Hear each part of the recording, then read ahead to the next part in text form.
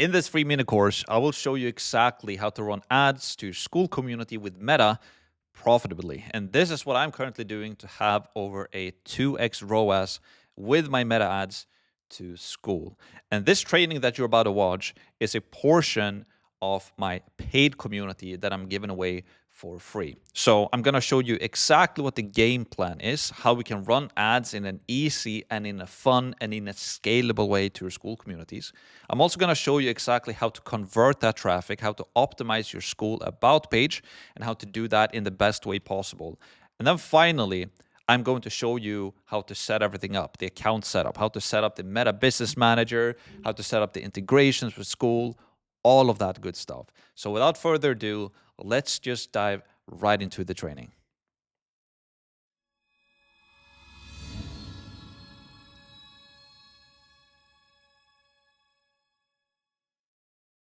Welcome to week number 5 on Skool Meta Ads. I'm super excited to be sharing this training with you guys because Skool has allowed us to make tracking for running ads on Meta, meaning Facebook and Instagram, so simple. And in this training, I'm going to show you exactly how we are running ads right now for Max Premium. And actually, I'm the one who runs the ads right now. It's stupidly simple. I've never been running ads this simple before, and they're generating the best results that I've ever seen. So in this training, I'm going to show you exactly the results that we're getting, how I'm running those ads, and how you can run the ads the same way to both grow a free community and a paid community in combination. It's going to be amazing. You're going to love it because it's so simple and it just works. So let's dive right into it. All right. Okay, we're inside my computer. Let's dive in. So here is what we are going to cover in today's video. First of all, week 5 overview. So we're going to talk about that. Then we're going to talk about the goal of this training, important things to remember, and then finally a summary at the end. As always, make sure that you sign up to the newsletter if you haven't already. You can follow me on social media as well for exclusive content over there. And make sure to share this course with your friends if you haven't already, right? And a slight warning, as always, make sure that you watch the videos in double speed. This is the most important video in an entire course. Watch the entire video, don't skip around, don't fast forward. And a pro tip is to watch the videos in double speed if you want to save yourself some time.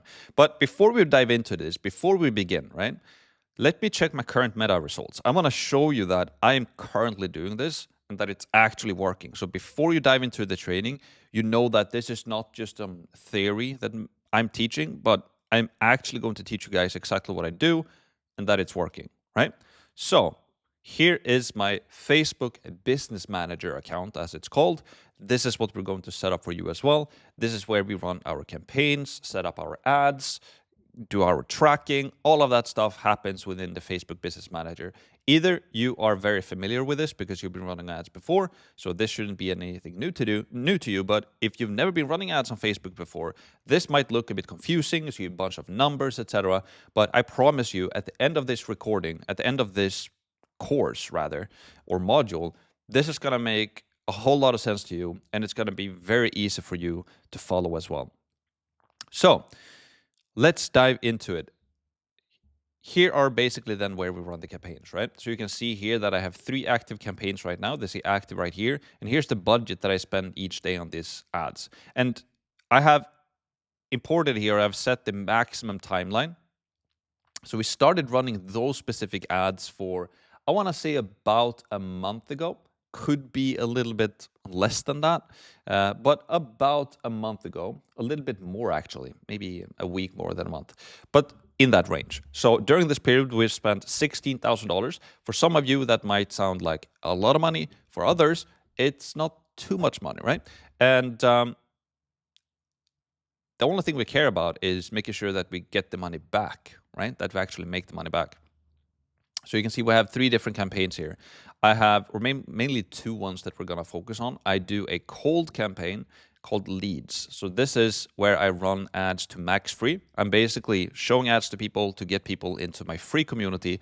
And then I retarget them, meaning that I'm showing every single person who see my ads here, I'm also going to show them these ads, right? So we're going to dive into detail what retargeting is and how it works. If you've never heard about this before, it's going to make a whole lot of sense as we go through it. But you can see here then, and then I also do some retargeting for the Skool games, but that's kind of out of the scope of this video, right? The main two things that you are caring about is getting leads into your free community or getting people into your paid community. So you can see here, for getting people into my free community, I'm spending $450 per day right now. I've spent $2,800 in total. We've reached 218,000 people. I'm paying Facebook $5 per 1,000 impressions, which is very low. And I'm running this campaign right now in North America, Europe, New Zealand, and Australia. And so I pay Facebook $5 every single time they show me an ad to 1,000 impressions, essentially. So, normally that's 1,000 unique people. Sometimes one impression or two impressions can be served to the same person, but this is at least what CPM is. So we're going to dive more into this as we progress through the training. Then we have unique C2R. So how many people out of the impressions that we got did actually click on the ad? So 2% of the impressions that we got, they actually clicked on my ad. So we've had 4,500 clicks, and we paid 50 cents per click, and I've had 1,051 leads, and I've paid on average $2.70 per lead to grow my free community, right? Which is not too bad. Like, we're getting leads for $2. This was actually when we started under $2. Now it's creeped up a bit, but it will most likely creep down a bit now over the coming weeks as well. So that is pretty cheap. Like, if you've never been running ads before, you might think that this is like the standard right now. But like in the online marketing world, like if you can get leads for $10, $20, you're like pretty happy. That's pretty good. And we're getting leads now for $2. So that's really nice, right? Then I do my retargeting campaign. So this is where I'm now promoting my paid program called Max Premium that you're in right now, right? So I'm spending $200 per day. I've spent close to $3,000 so far. I've reached 33,000 people, a CPM of $12, which is still low, a click-through rate though of 5%. Unique outbound clicks, 1,800. I've paid $1.19 per click, and I've had 56 sales. And I've paid Facebook $53 to get a sale. And then we have a ROAS here, which means return on ad spend, which is 2.34, which means that I am selling Max Premium right now, right, for $125 per month. And right now we're getting customers for $53, which means that on the front end, right, I'm doubling my money immediately, because I'm spending $50 to get a client who pays $125. That is great, but it gets even better, right? Because hopefully this person will continue to pay $125 the next month, and the next month, and the next month. So getting somebody to sign up for a subscription product with a positive return on ad spend, even a double 2x ad spend, is very, very good. It's very good. We've never been able to do this before with complex funnels and all of this stuff. Now we're just running traffic directly to the Skool About page, and we have a ROAS of 2x, which is amazing, right? So this is just my proof to you that this is working, and it's working really well. We're getting like 50% of our sales right now, I want to say, from ads and organic sources, and then another 50% of our sales are coming from the onboarding calls that we're doing, that we're going to talk about, that we're talking about inside of Max Premium as well, right? How we do those. But in this module right now, we're purely focusing on the ads. So hopefully you're pumped up about this, because this is exactly what I'm going to show you how to do. And the craziest thing about this is that these are the most simplistic ads that I've ever been running. If we go into this cold campaign, we're getting leads for $2. You might be expecting like, oh, it's going to do a bunch of testing, a bunch of targeting, and a bunch of different complex things. No, I have one ad set, and I do broad targeting. And inside of this ad set, I have one ad with a dynamic creative. And if you have no idea what that means, good, because it will make a lot of sense very soon as we go through the training. But I just want to show you that the setup is super simple. It's the simplest thing that I've ever done in my entire life, and it's called the 3-2-2 framework. I'm going to show you exactly how to get that set up and get it working. And then also for the retargeting campaign, Super simple. One ad or one ad set and one ad as well. Stupidly simple. Stupidly simple. But it works really good. So we want to make it easy, right? We don't want to make it hard.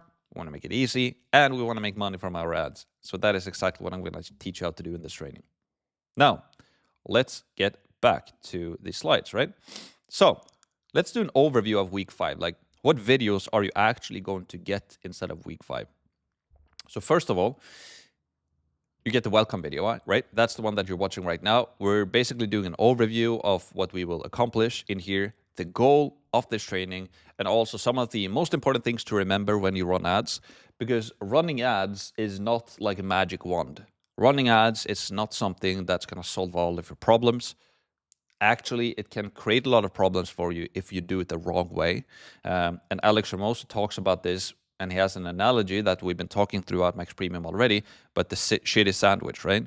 If you have a shitty sandwich, right, literally a shitty sandwich, just checking that my mic is not off.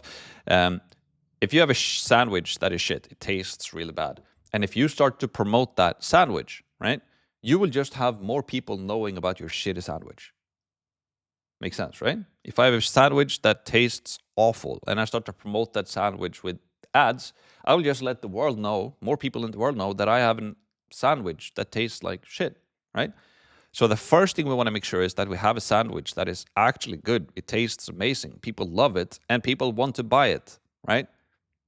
That's the first thing we want to figure out. And then when we spend ads into that, we will get more people who love it and love the taste and want to buy more of it, right?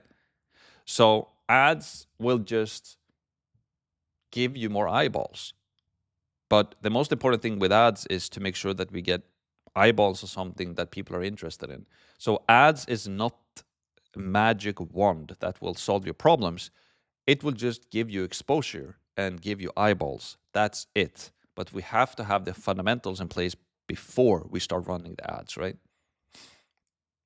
Game plan. In the second video, we're going to talk about the game plan, and we're going to follow the 3-2-2 framework. So we're going to talk about the different strategies that we can use. Should we run ads to a free group, or should we run ads to a free trial for a paid group? Should we retarget to a paid group? We can do multiple different ways of doing this. And at the time of this recording, the free trials are not yet live on Skool, but I know that they're coming very soon. So I'm still keeping this in mind, right, when I do this training, that free trials are coming, so we should talk about it, right? But yeah, that's video number 2. We just want to make sure that we have the right game plan in place specifically for your business, because some people will want to do it the way I do it, running ads to a free group and then using the free group to convert them into the paid one. Some of you might just want to have a paid group and you want to have a free trial there and you just want to run ads to the free trial group. I think that is going to be a very good strategy as well. So we're going to talk about that, and we're going to talk about what this 3-2-2 framework is and why we use it. Conversion, that's video number 3. So before we start running ads, right, it's very important that we optimize your Skool About page. We want to make sure that you have a good video on your Skool About page, or a VSL, like a video sales letter. I'm going to show you exactly how we do ours, how simple it is to make. You don't need any slides. You need like a Word document and Loom. That's literally it. Super simple. Couldn't be more simple. We're going to talk about the copywriting on your About page. We're also going to talk about your offer, right? So how do we improve your offer and make it better, essentially? So this is really like the secret, not the button pushing, not the ads, like not learning how to push buttons inside of the business manager. That is not the secret. And I remember myself when I started learning ads, like it was cool to learn how to run ads, right? Because now you know how to click the buttons and set up the campaigns, and it feels like that is what's gonna save you, right? That is what's gonna give you sales, but it's not, right? The ads, again, is not a magic wand. What's gonna help you to get the sales is your sandwich. Is having a sandwich that is really good, and then having an About page on Skool that shows people that, hey, I actually have a good sandwich, and conveying to people that I have something that you want. It's here. Just buy it and you will get it, or just join my free group and you will get it. So it's very important that we promote something that people want, and that we make it easy for people to understand on our Skool About pages. We make it easy there so that people understand that we actually have something that they want. Because I've seen a lot of Skool About pages now, and it's very common that we overcomplicate things, that we use too long texts, too complex words, too many random images, too few simple videos. We just make it harder on ourselves than it actually has to be. So it's very important that we fix our Skool About pages before we start running ads as well. Account setup, right? So this is the video where we're going to set up the business manager on Facebook, right? Or on Meta. So we're going to set it up. We're going to connect it to your Skool community. And we're going to make sure that we can do tracking as well, right? We're also going to do a Zapier integration here so that we can get all of your leads into your CRM system or your email provider. In this training, we're talking about high level, right? So we're going to make sure that you have that set up as well. Then in the next video, we're going to talk about creative. So how to follow the 3-2-2 framework or the meta campaign structure. We're going to have 3 creatives, meaning 3 images or 3 videos or a combination of both. Maybe you have 2 images and 1 video or just 3 images, etc. Right? But we want 3 creatives, 2 headlines, and 2 body copy texts. So the way it works is that we're going to feed the Facebook or the Meta machine, the machine learning inside of Facebook. We're going to give them 3 images or 3 creatives, 2 headlines, and 2 body copy texts. So out of this, we can get 3 times 2 is 6 times 2, which is 12 combinations. So Facebook will be able to take all of these different combinations and build different ads for us. We don't have to create that manually and feed it into Meta or to the business manager, but we can turn on something called a dynamic creative ad, which basically means that the creative is dynamic.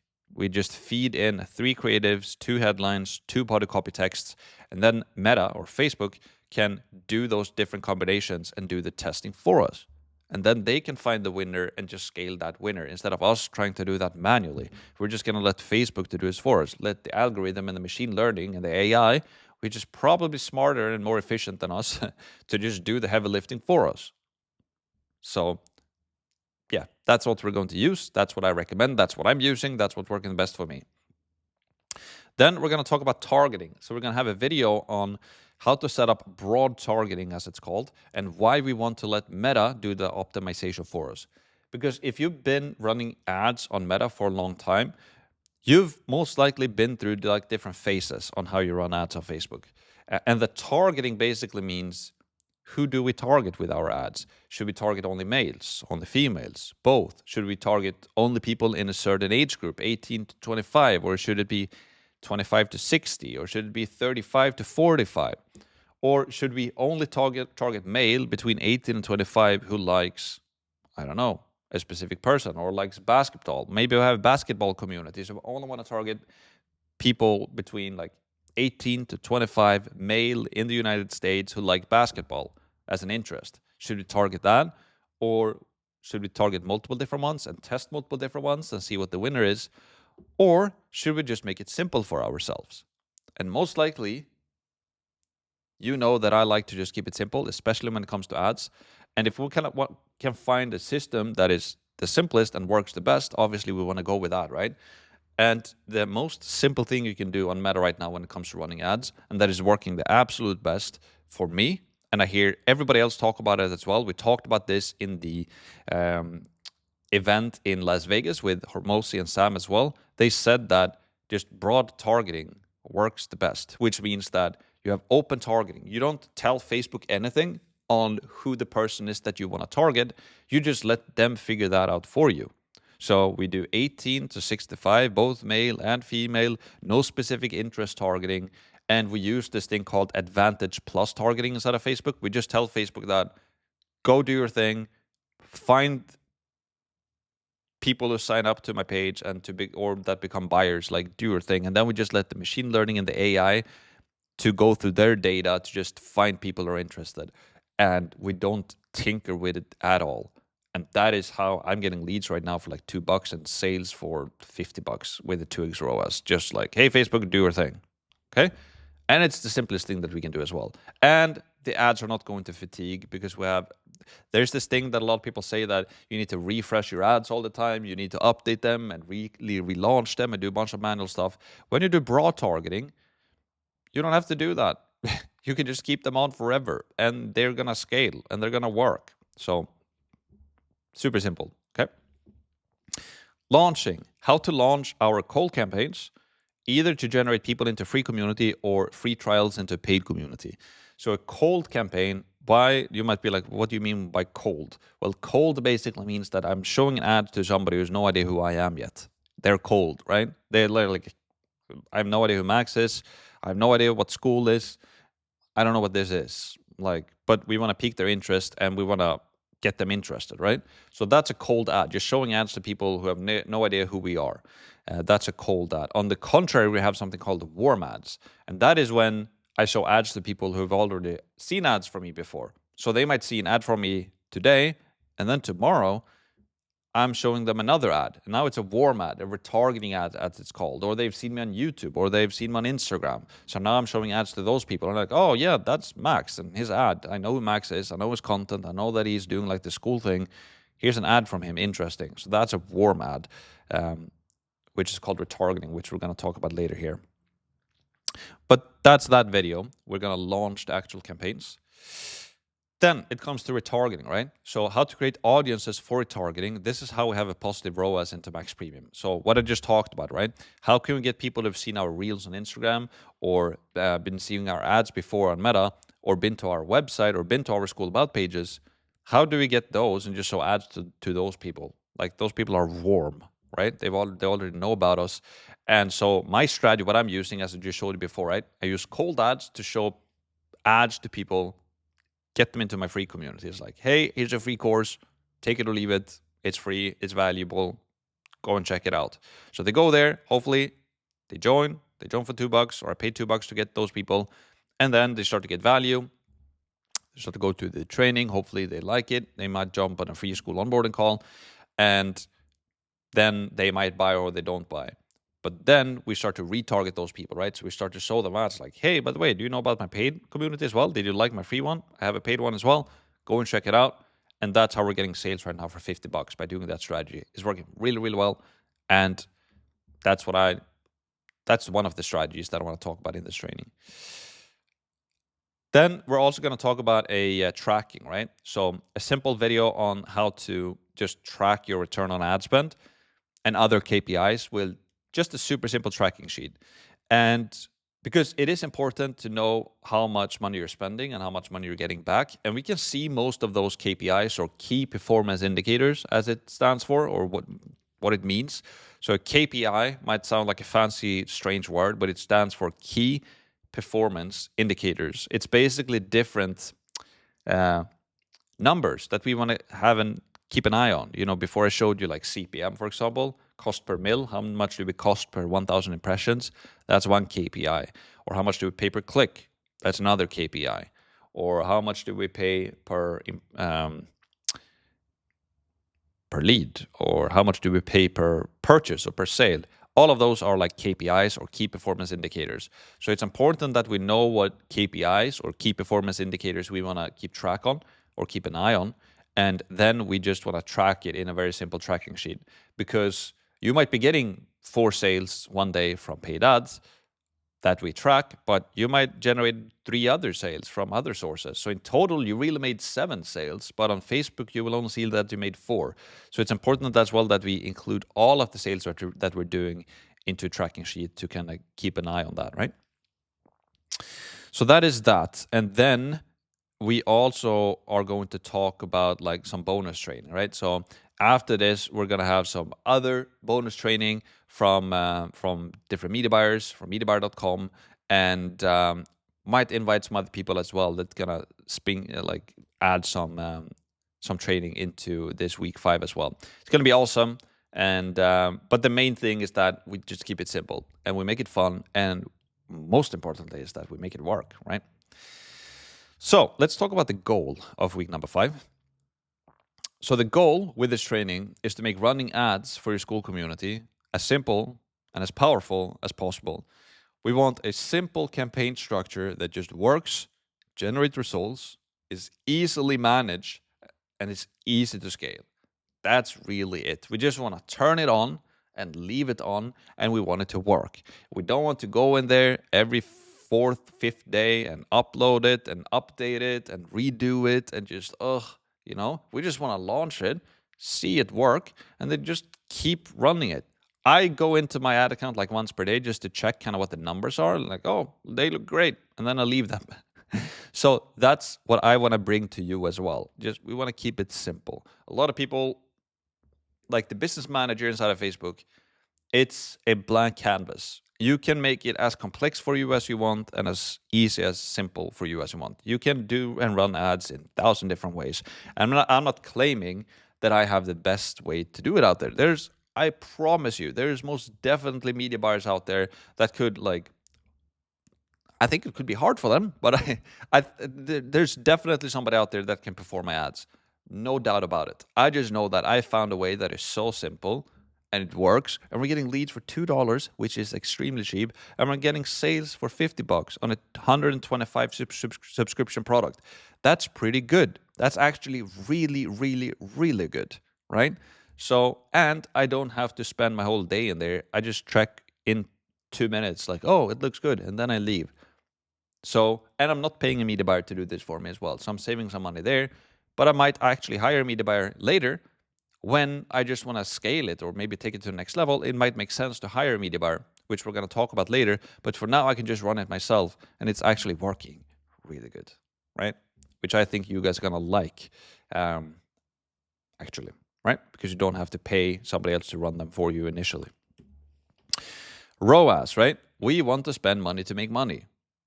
Let's be real here, right? That's what we're trying to accomplish. We want to spend money to make more money.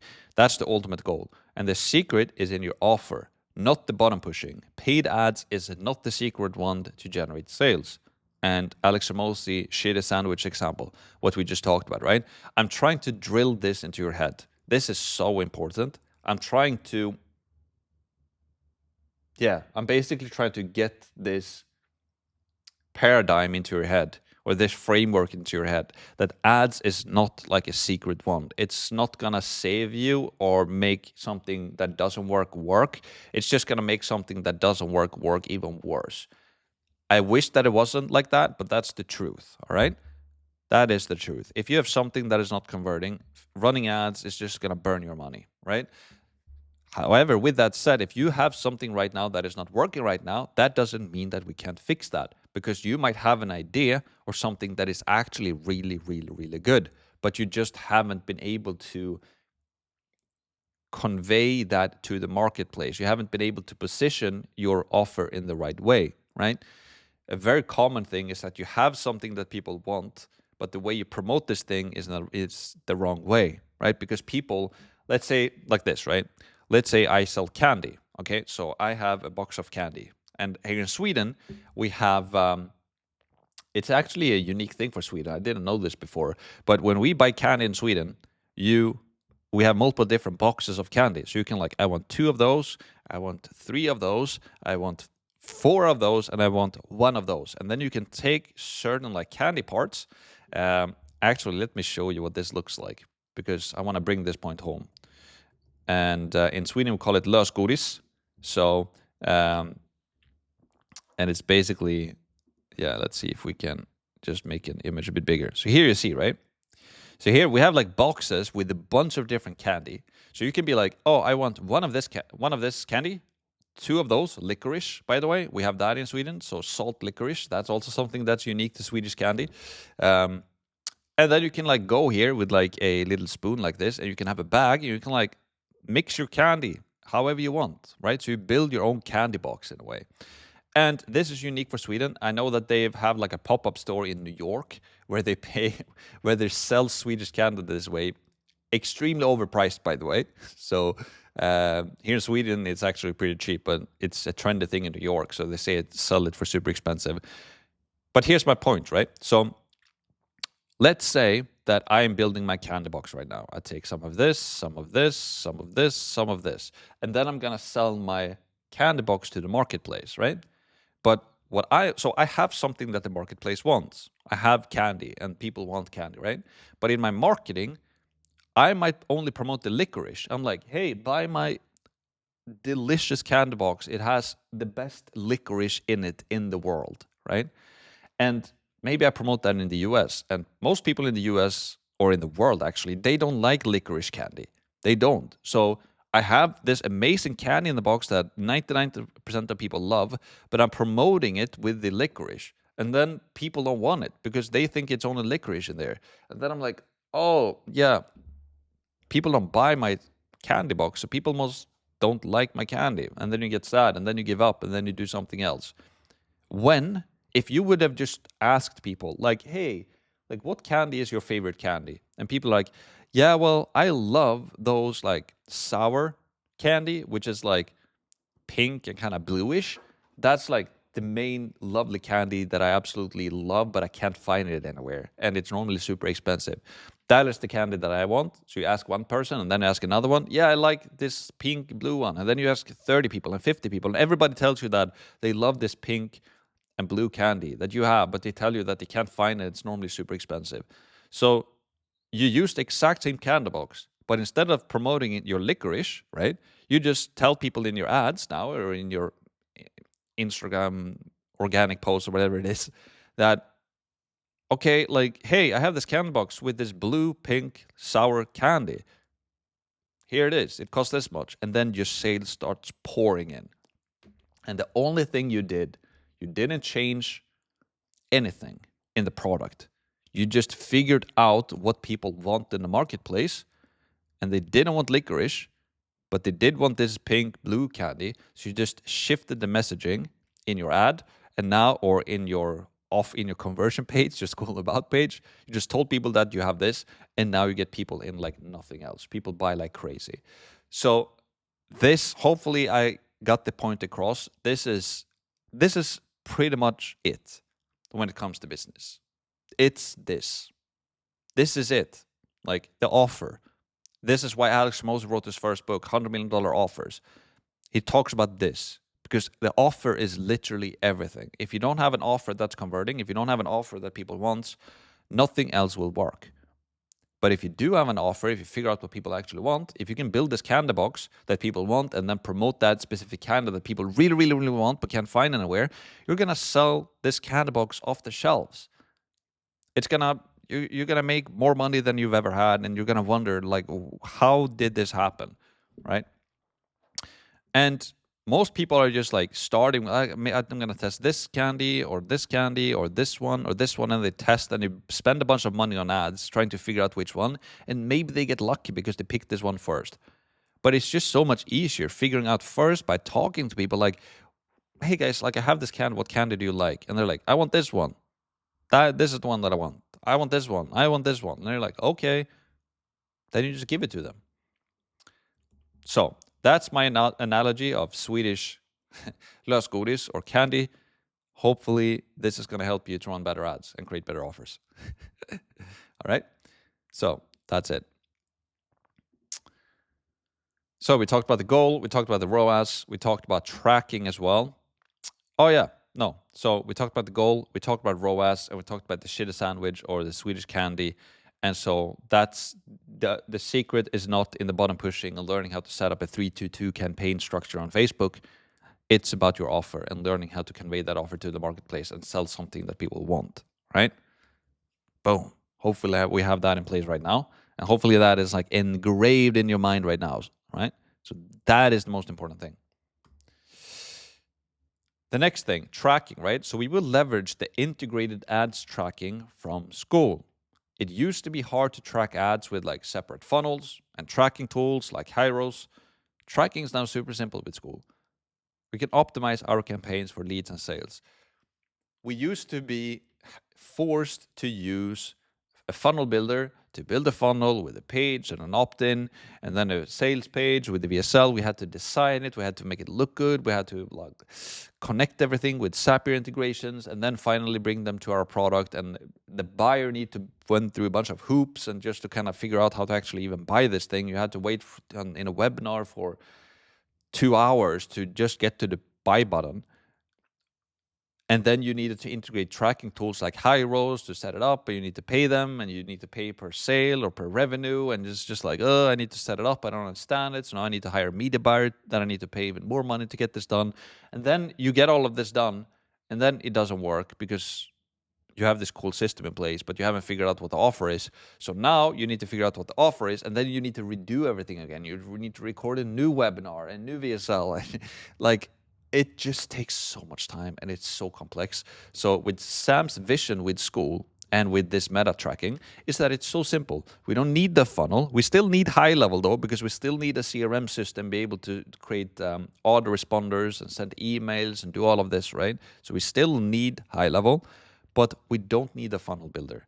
We just use traffic, ads, organic, and bring them to the Skool About page. And on the Skool About page, we can have our images, our videos, our text, and our buy button directly there. People know how to join the free group. They don't have to go through a webinar and wait for 2 hours, or they can just start the free trial and buy your product right there on the page. Click, buy, boom, you're in, done. It's easier for you who promote this thing, and it's easier for the prospect who want to buy this thing. They just like, here's what it is, I join now, and then it's done. And you can track it.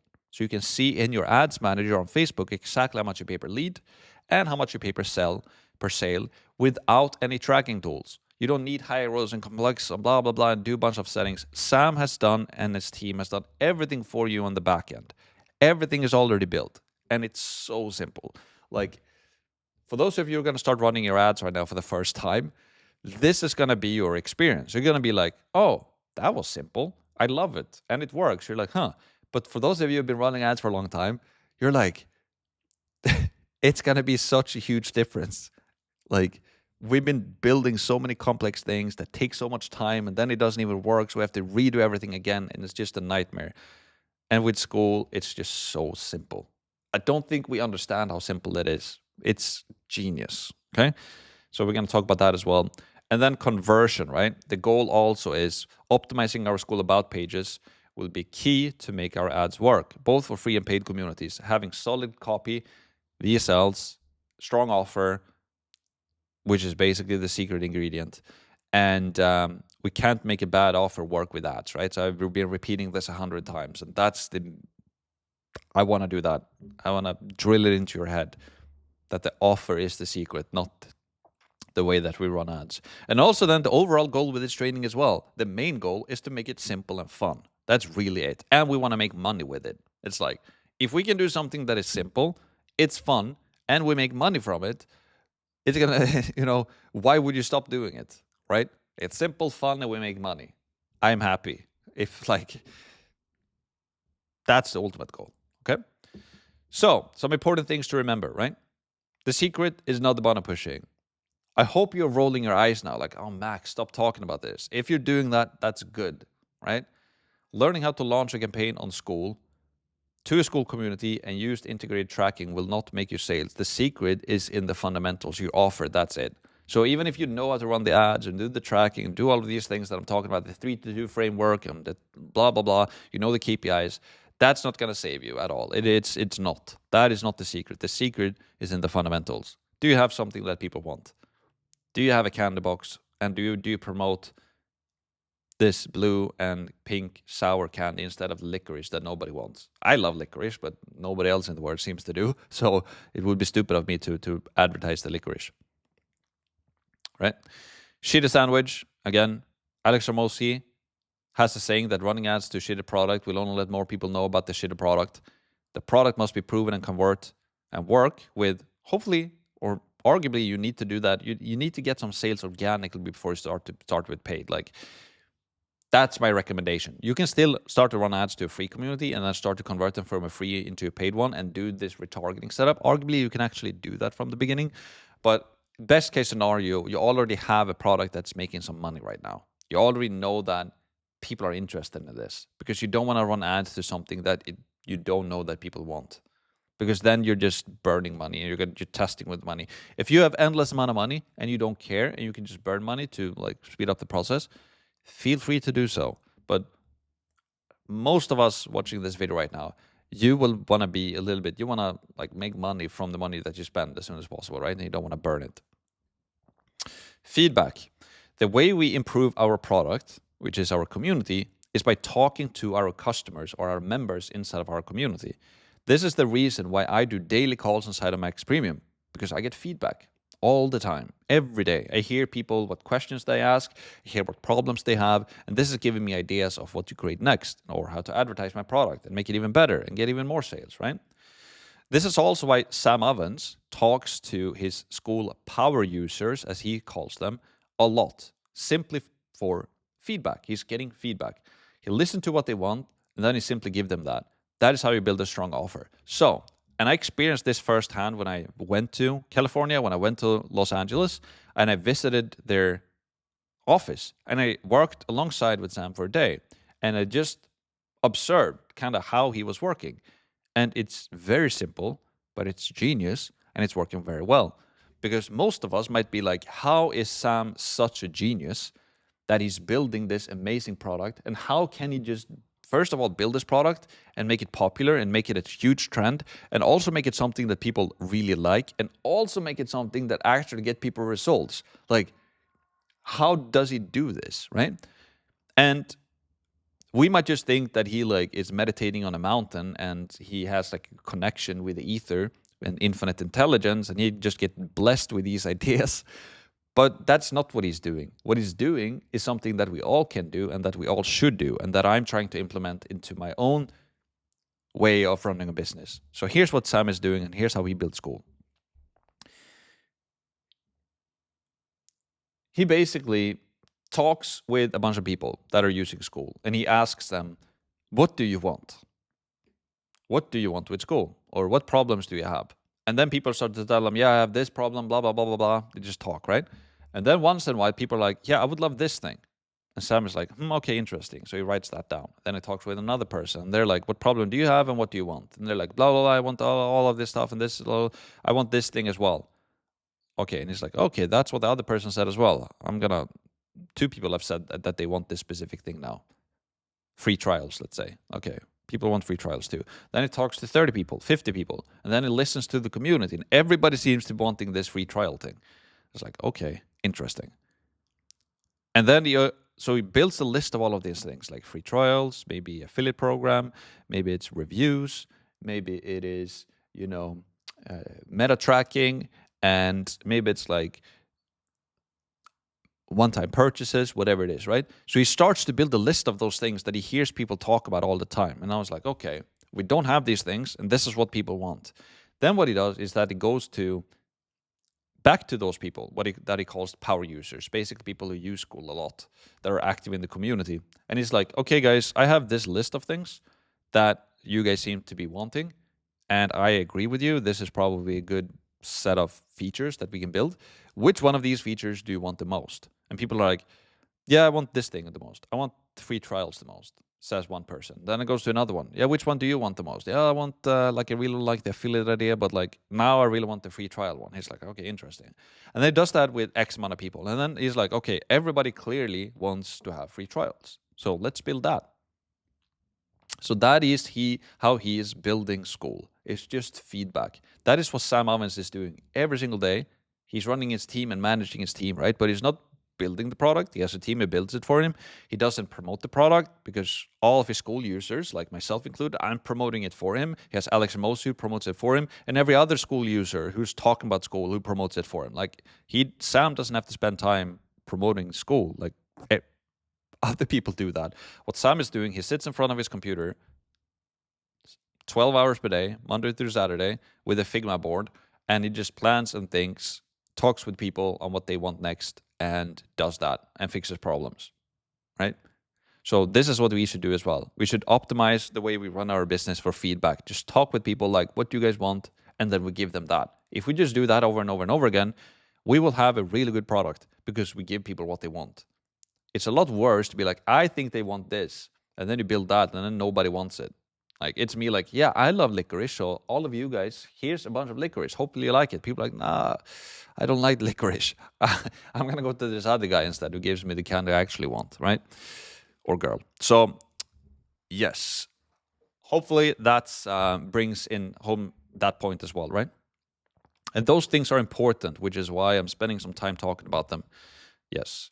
Conversion. Once we know what people want, it's time to optimize our offer and Skool About page so that people quickly and easily understand that we have what they want. We don't want to overcomplicate our Skool About page. We want to be like, I have candy that's sour, pink, and blue. Join my free group to get it. Boom. That's it. People are like, oh, I want that. Let me join.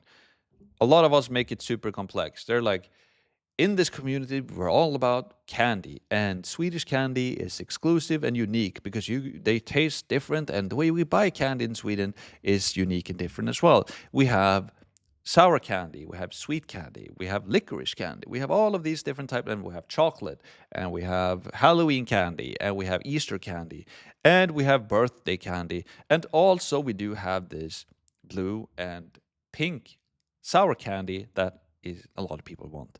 Boom, boom, boom. And they have that hidden like at the bottom of the page. And people are like, oh, this is too much text. Oh, no, I don't want to join this. So instead of having it super complex like that, we just bring out the thing that we know the people want, the pink and blue sour candy. And we're like, this community is all about pink and blue sour candy. Join if you want it. Boom, that's it. And then you're going to get a bunch of people to join because we're just giving people what they want, right? So yeah, the conversion page is super important and very powerful to fix. And then risk reversal, right? At the time of this recording, the free trials have not yet been released in Skool, but they're coming very soon. So this will be the ultimate risk reversal that we can use for paid communities to reduce the friction and get more people to join, right? Paid communities. So running ads to a paid community will become even more fun and even more easy and make you even more money when we get the free trials. So we have that to look forward to as well. And when you watch this video, maybe the free trials are even out, so you can just start using it right away, right? Finally, we talk about media buyer as well, right? So yeah, this is important as well. And we're going through a lot of stuff now in this welcoming video, but it's important that we set the base. So media buyer is a paid media specialist, basically somebody who's a specialist at running ads. You can hire them to get better performance from your ads. With that said, this course will teach you how to get started. It will teach you everything, how you can do this yourself. You will have more than enough because, again, it's all about your offer, not the button pushing on ads. And I'm teaching you what I do right now, how I have a 2.5x ROAS or whatever it was, right? And I'm running the ads myself. So, and I've been running ads for a while, but like, I don't necessarily enjoy ads. I don't like the testing. I don't like to do all of these things. I just want to have it simple, super simple, to be honest. And that's why I'm like, I don't have to pay media buy right now because it's so simple and I don't touch them. I just keep them and they work. So why would I pay somebody to check them for once per day, right? So yeah, I'm just going to teach you to do what I do and it's working. So no magic wand. A media buyer is not a magic wizard with a magic wand that will make all of your ads problems go away. It will be impossible for the best media buyer in the world to run profitable ads to a product that doesn't convert and that the market doesn't want. So same thing as some people think that ads is like this thing that's going to save you and it's like this magic wand that's going to just make all your problems go away. A lot of people see media buyers as the ultimate wizard. It's like, oh, here comes this media buyer. They're going to fix everything for me. I can just log out from my business, go to Mallorca and Spain for 3 months, and this media buyer is just going to fix everything in my business. I can sit back and go to sleep for 2 months, and this media buyer is just going to run everything for me. That's how most people treat media buyers. It's just like, here comes the ad specialist. He or she is going to fix everything for me. But that's not a media buyer, right? A media buyer is normally a very analytical person who loves numbers and who loves testing, right? They love to test a lot of different things to improve stuff. That's a good way to put it. They are very, very good people when it comes to improve something that is working. Something that is working, making it even better by doing a lot of testing. So for example, now with my ads, right? My ads are working and they're working really good, but arguably you can make them a lot better by just testing a lot more, right? I am like, I don't enjoy the testing myself that much. I just want to keep it simple. I'm like, hey, this is working. I'm just going to keep running it because we're making money and we're scaling and we're happy and I don't have to spend a lot of time on it. So it's there. But it would make sense for me right now to hire a media buyer, because then I can go to them like, hey, I have this thing that is working actually very good. Can you just test and just spend more money and run more tests to see if you can make it even better? And they're going to be like, awesome, perfect. Yes, I can do that. And then they do the testing and they make it even better by testing more different ad copy, more different images, more different angles, etc., etc., etc., right? They can give advice on how to improve my video and improve my conversion page even more. And that's a great way to hire a media buyer, because then they make something that is already working better by testing. However, if I had a product that is not converting, I have a shitty product like that nobody wants to buy. For example, let's say I'm only selling licorice to the world and nobody wants it. It doesn't matter if I have the best media buyer in the world. He's going to do a lot of testing on how can we sell this licorice? But if the marketplace is like, we don't want licorice, it doesn't matter if I have the best media buyer in the world, right? So we can't treat media buyers as those mystics or wizards who's just going to make all of your problems go away. No, they're not. They're going to make something that's working even better. And if you can make something really good yourself first and then hire a media buyer, you can scale that to the moon with the help of a media buyer. But it needs to work. So if you're just going to hire a media buyer and pay an expensive media buyer a bunch of money so that he's going to fix your business, like, you're just going to burn even more money. And you're going to burn money on ad spend. And you're going to pay this super expensive media buyer, arguably, or potentially, to just burn even more money, right? So I want to set the stage for that as well. Fundamentals. However, when you do have product market fit and you've made your own ads made your ads work going through this course, but you want to outsource the work of running ads to someone else and make it even better and spend more time on it, like test and scale it, that's when you look to hire a media buyer.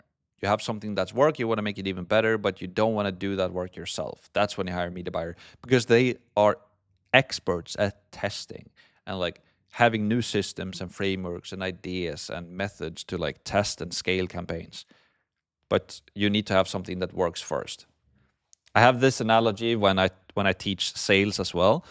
When I was running my agency and I taught people about how to sell like a service, it's like, it doesn't matter if you're the best salesperson in the world. If you're trying to sell something that people want, it doesn't matter if you're the best salesperson in the world, because you have trying to sell something that people don't want, right?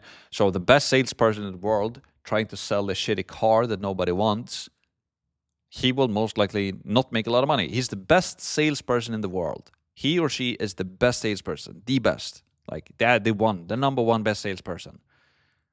And when he goes to try to sell the shitty car that nobody wants, he's not going to make any money. And then you can take this kid who's like 14 years old. He doesn't even know what sales is, but he's selling like Nike Dunks shoes that are exclusive that he's been able to get from somewhere. And he can just be like, take a photo on Instagram, buy ?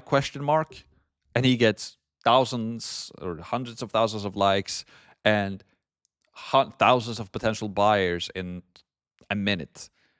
And he's like, buy ? Okay, he gets yeah, Stripe link. And he makes shit ton of money, right? So you have a 14-year-old who doesn't know sales, making a bunch of money, selling a lot, and then you have the best salesperson in the world, makes no money, and it's all because of the product. So hopefully, I'm just trying to drill this into your head from multiple different angles. Okay? MediaBuyer.com/max premium. If you want to find like a legit, really, really good media buyer, you should go to MediaBuyer.com/max premium. You can also purchase one-on-one coaching from really high-level media buyers. So not high-level like the software, but high-level media buyers, and get help with your paid traffic and conversions and your VSLs as well. So highly recommend this. When it's time for you to find a media buyer, or if you just want more coaching and help from a real good media buyer, maybe you're not ready to like hire them yet, but you just want like help from them, then I can also highly recommend to go to MediaBuyer.com/max premium. And Matteo Favaro, who's running MediaBuyer.com, is awesome. MediaBuyer.com has the best media buyers in the world. Like, it's the place to go to if you want to find really good media buyers. It's the platform. So you can go there and do that, but complete this training first. Make sure that you have something that works, and then you can start to find and hire media buyers. So that was a meaty video. We've been going through a lot. So summarize it. The secret is not in the ads or the button pushing. It's in your offer and Skool About page. This is crucial. Get feedback, right? Remember the candy. The goal of this module is to simplify everything, right? Running ads from a technical perspective, meaning just pushing buttons, that is simple, super simple. The gold is in the offer. I can't stress this enough. So pushing the buttons is simple. You're going to learn that in a heartbeat.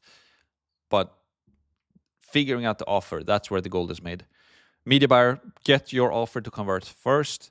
Run your ads using this course. Once you're ready to scale, hire a media buyer to take it to the next level. And you can go to mediabuyer.com/maxpremium to find those people. So as always, if you haven't already, you can leave a testimonial.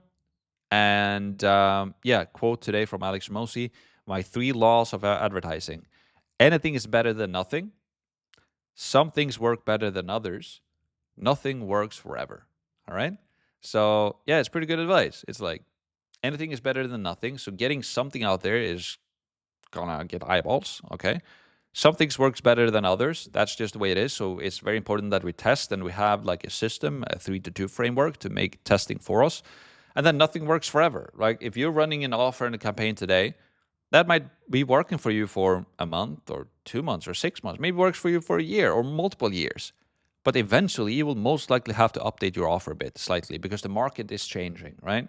The market is changing. So you have to keep a pulse on the market. What do they want? And then just adjust your offer to that. So that's it for this video. Awesome stuff. Let's get to work and I'll see you in the next one. And let's crush this thing now with meta ads to Skool. Let's do it.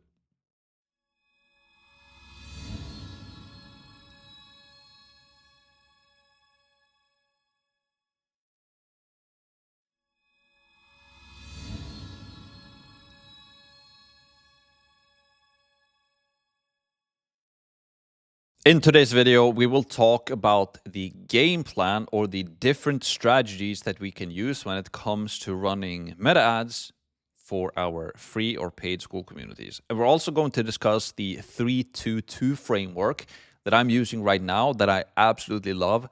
The framework that has made running ads easier and better and giving me better results than I've ever had before. So we're going to make sure that you understand all of this in today's video. It's an exciting one. Let's just dive right into it. All right. So we're inside of my computer. Here is what we're going to cover today, right? So we're going to cover the game plan, the 3-2 framework. We're going to talk about tracking as well. And that's basically it. Now, sign up to the newsletter if you haven't already to get some important updates regarding the course. You know this by now. You can follow me on social media as well for exclusive content. Also share this course.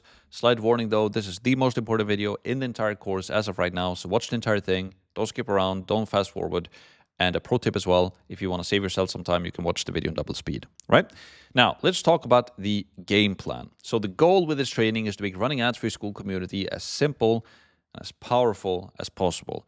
We want a simple campaign structure that works, generates results, is easily managed, and it's easy to scale, right? We talked about this in the previous video, but it's very, very important that we reiterate this. And after this, we're going to dive into some visual stuff. I'm going to show you the actual setup as well, right? ROAS, we want to spend money to make money, right? Let's be honest here. That's the ultimate goal. The secret is in your offer, not the button pushing. Paid ads is not the secret wand to generate sales. Remember the Alex Ramosi shitty sandwich example. We also talked about the candy example in the previous video, right? The sour candy. So yeah, you should know what that means. Tracking, we will leverage the integrated tracking from Skool. It used to be hard to track ads with separate funnels and tracking tools like Hyros. Tracking is now super simple with Skool, and we can optimize our campaigns for leads and sales, and in the future as well, most likely free trials, right? Or we're getting free trials. So that will most likely be a new event that we can use in our ads. At the time of this recording as well, we don't have the free trials yet, but I know that it's coming very, very soon. Conversion. Optimizing our Skool About pages will be key to make our ads work, right? Both for free and paid communities. Having solid ads copy or solid copywriting rather, and VSL or video sales letter, basically a video and a strong offer on our About pages on Skool, that is the secret ingredient. That is it. So we can't make a bad offer work with ads. It's impossible. We need to have a great offer, and then we're going to crush it with ads. So the ads is not the secret, but the offer is, right?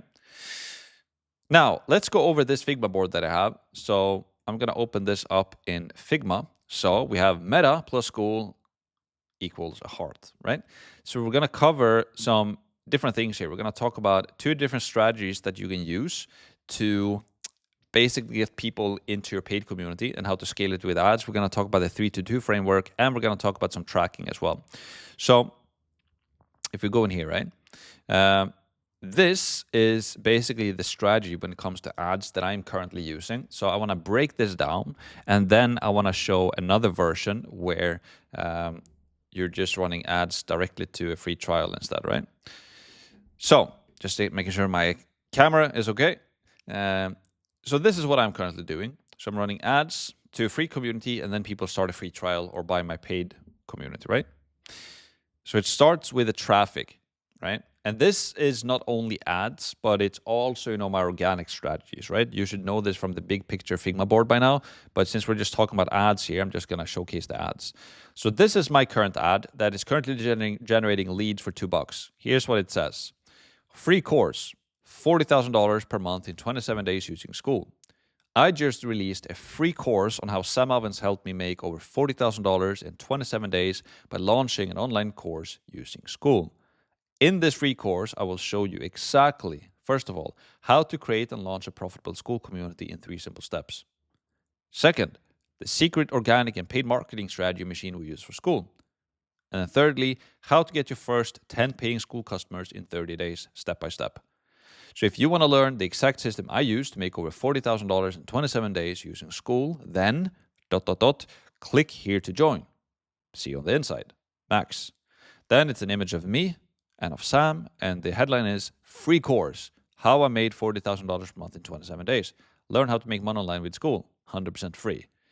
So this is the ad that I use for my free community. So let's break this down, right? What is the thing that I'm pushing the hardest? Well, it's the free course, right? I have free course here. The first thing that I'm mentioning in all caps, free course, right? I have that not in the bottom of the ad or in the middle so that people miss it. It's the first thing that I'm stating. That's the first thing I want to get across. When somebody sees this ad, they're like, free course. Interesting. I don't see too many ads from people who have free stuff that they give away. It's most often just people who want to sell stuff. So here's a free course. And if you do a free trial or like free trial, you can basically say, test my product for free. But it's like, I have something for free to you. This is why it's so powerful. So free course. Promote that here. Free course. What do I say in the headline? Free course. Right? And then in the description, it says, learn how to make money online with Skool, 100% free. So it's just like, that's the main thing that I'm trying to get across. This is free, but it's not only free, but it's also something valuable because I'm going to show you how I made X amount of money in 27 days using Skool, right? So this is the ad copy. We want to tell people that we have something for free, that is valuable, that they want, and that's kind of the psychology we want to use in the ads. It's a very simplistic ad format. It's nothing crazy here. Call them out, or call it out what we have. Do a quick introduction. Here's what you get when you join the free course. So if you want to learn, call to action, join here, see you on the inside, right? So that's the ad. And then I spend money on this ad, right? So this ad is exactly the ad I have in here, Cold Max Free. This is where we're getting leads right now for $2, right? Since on average, since we started. And we target North America, Europe, New Zealand, and Australia. It's this ad right here. This ad, then people click through to Max Free, right? So they come to Max Free and they join Max Free, hopefully, most likely, right? And that's what we paid like $2 for. When they join Max Free, that's when we want to start to convert them into Max Premium, right? So one way we convert them into Max Premium is that we get them to book a Skool onboarding call. And this is something that we're teaching in another separate video. We're getting 50% of our sales comes from this. So like, let that sink in. Because before we were doing this, I made X amount of sales per day, right? Then we started doing this. and we doubled it. That's pretty powerful, right? By just implementing one thing, our sales they doubled from one day to the other by implementing free onboarding calls, right? It's more value for free, a one-on-one Skool onboarding call. So imagine this buyer's experience right now. You're like, you see an ad from a free course, you join a free course, you get value here, you meet other people in here, you join a course that is free that you start to go through and start to implement, and you learn stuff and you like it. But not only that, but you get a free one-on-one value call, and then you get presented with Join Max Premium, and we get them then into Max Premium, right? So that is what we're doing right now. It also says 7-day free trial here. As at the time of this recording, we can't offer a free trial here, but that is what we're going to do when that comes out, and that should be coming out very soon. So that's even more a no-brainer offer, right? It's like add free course, you get the free course, you get a free one-on-one Skool onboarding call where you get massive value. And then you even can start a free trial for the paid product for free. Like you can test it out for free for 7 days.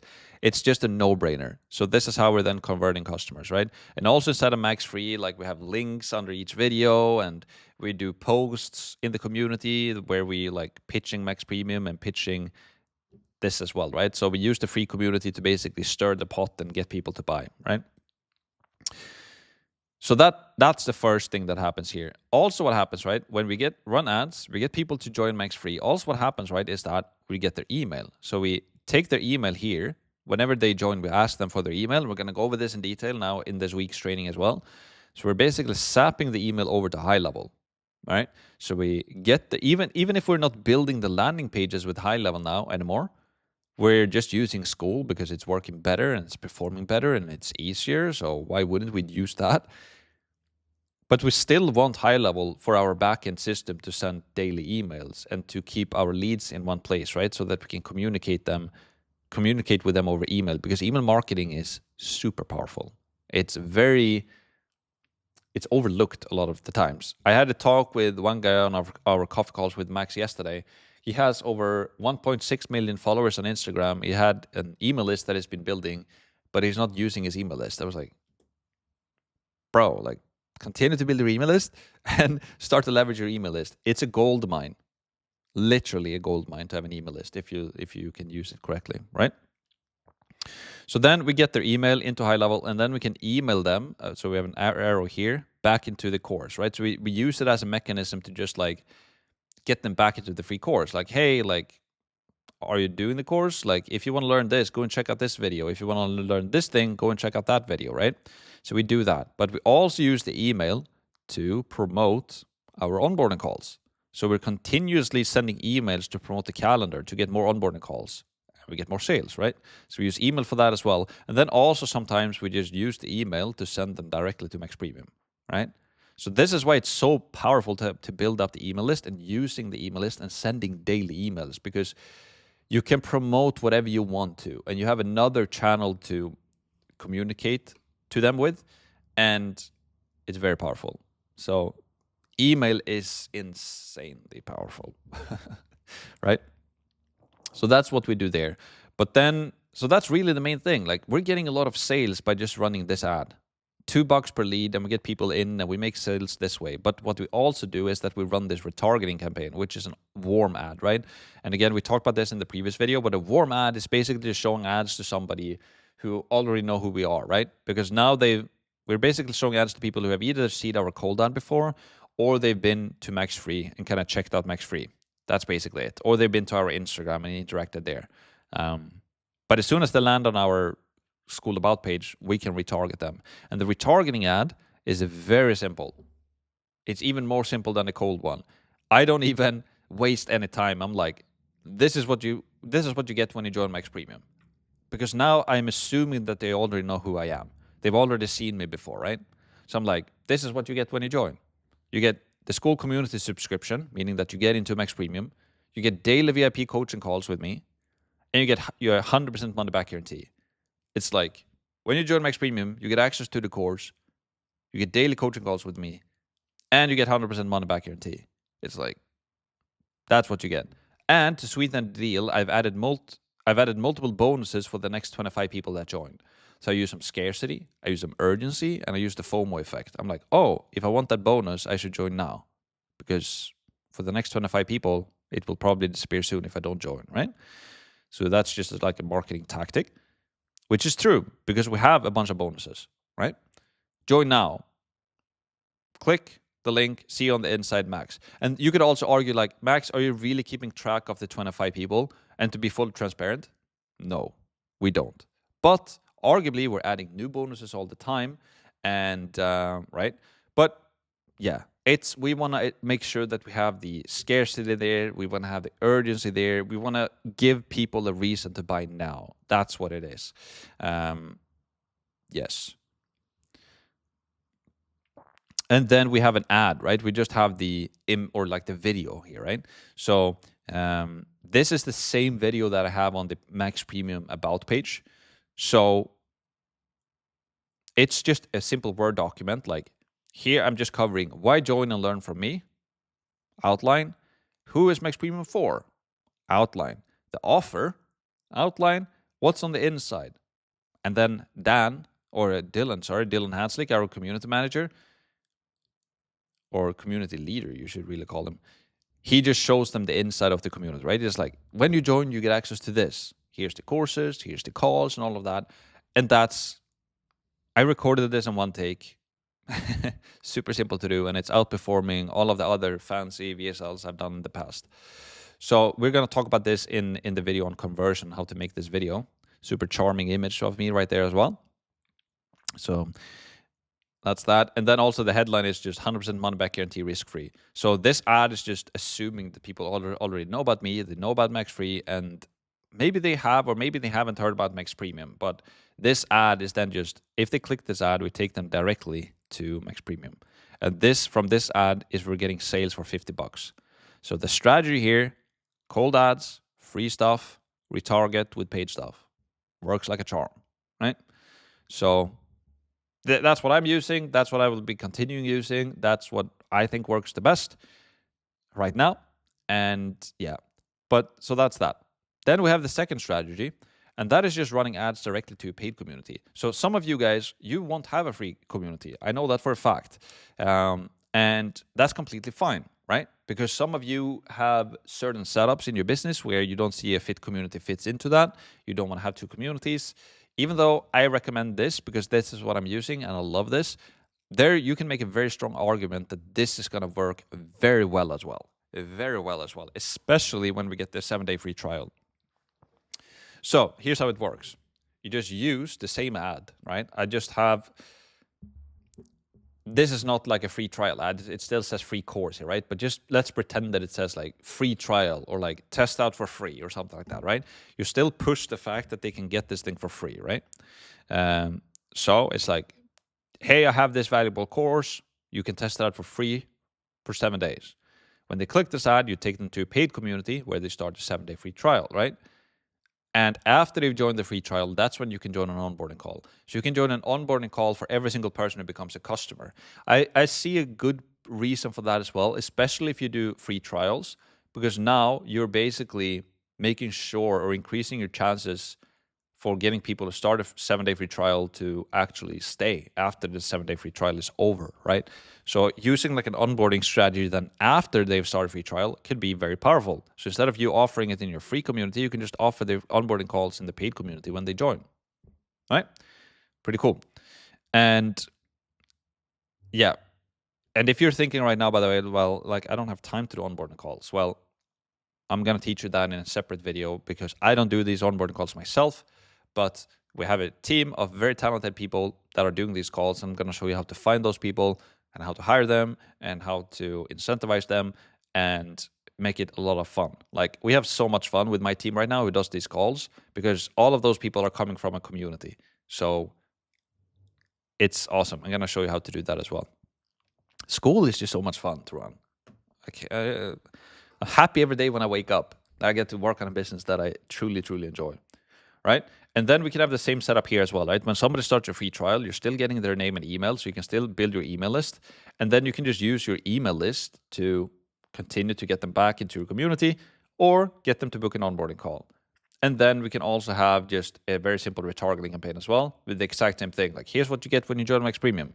So you get people to start a free trial here, boom, with cold traffic. And then you just do a retargeting ad, which is like just reminding them that here's what you get when you join. Boom, free trial. Right? So, arguably, this is a very good setup as well.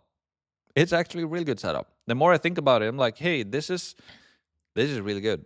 And I will 100% test this as well. When we get free trials, I will definitely run ads directed to Max Premium as well. And even if I don't, like, this one is crazy powerful as well, right? Because you can still do the retargeting ad with a free trial. I'm like, oh, hey, by the way, did you know that you get a free trial when you join? So instead of me saying you get 100% money back guarantee, I can just say test it for free for 7 days.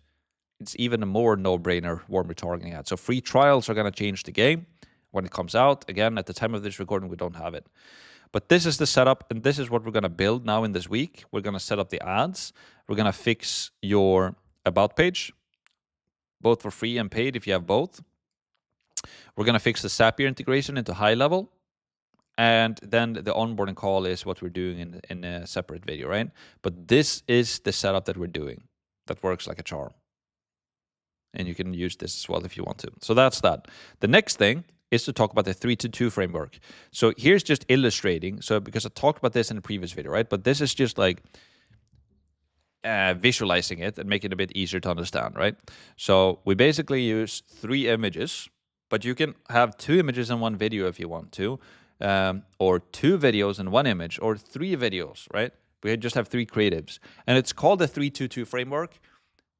But you can use 5 creatives here if you want to. You can call it the 5-2-2 framework if you want to.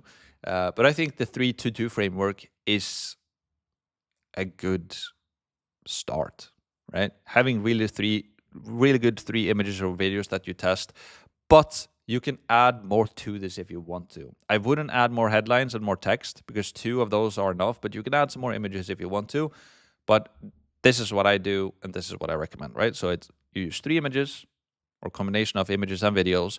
Then we have 2 different headlines, and then we have 2 different body copy text as well. So what can happen here, right, is that we have 3 times 2 times 2. So we have 12 different combinations here.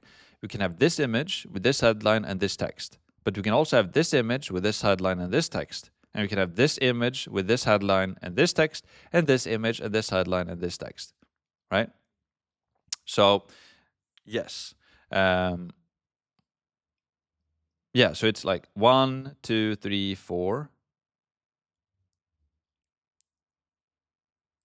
1, 2, 3, 4.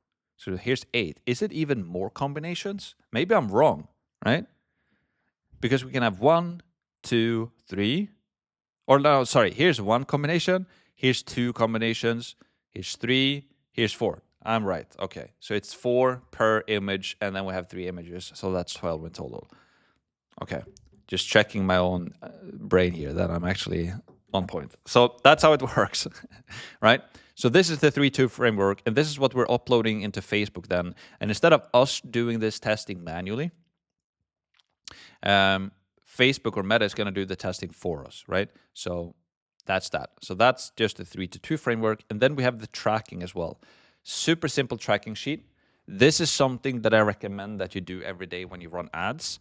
And I was contemplating of making this tracking sheet more complex, but you should know me by now. I don't like complex things. I just want to keep it simple, because if it's simple, it gets done. And then it gets fun as well, right?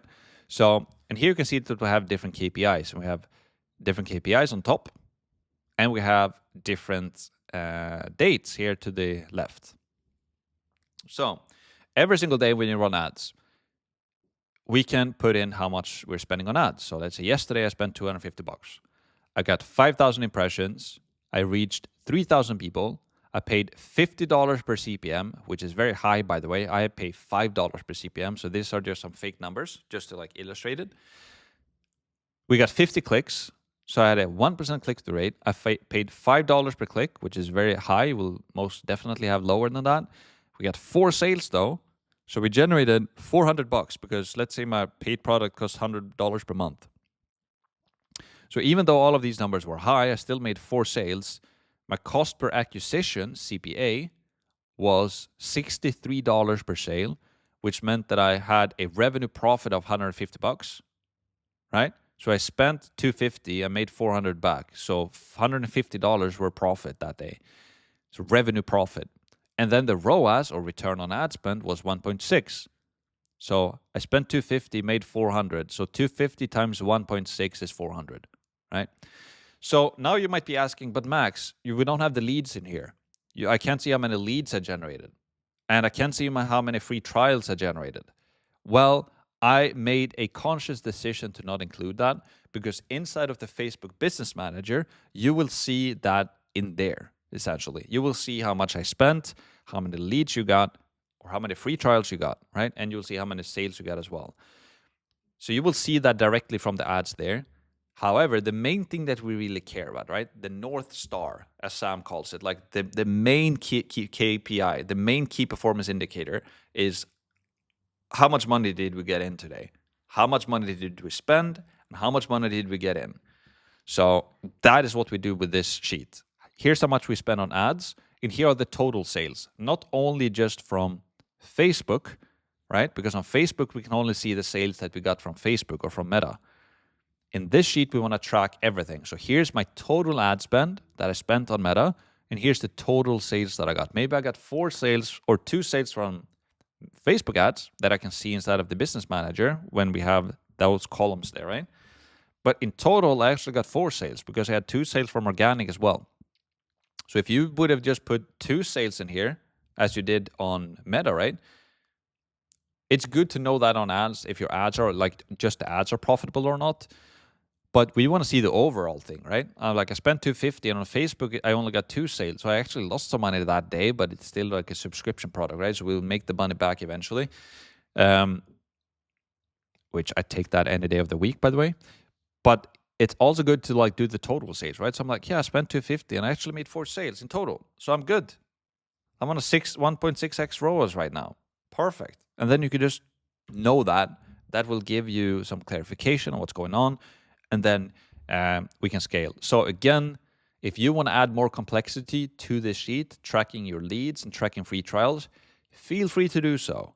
I'm not stopping you. If you're one of those people who want to do that, and I see a reason for you who want to do that as well, but for most people, we just want to keep it simple. This is what I do myself. I just keep it simple. I just care about how much money I spent and how many sales I did and how much money I made. That's it. And this takes me 2 seconds to fill out every single day. And you can even outsource this to a community manager. So you can or the person who helps you to be like, hey, just fill this out every single day. Log into Business Manager and fill it out every day so we can keep track of it. Okay? So that is that. That is basically our kind of overview, right? So we have our 2 strategies, our framework, and our tracking. And we'll dive more into this now as we continue to this course.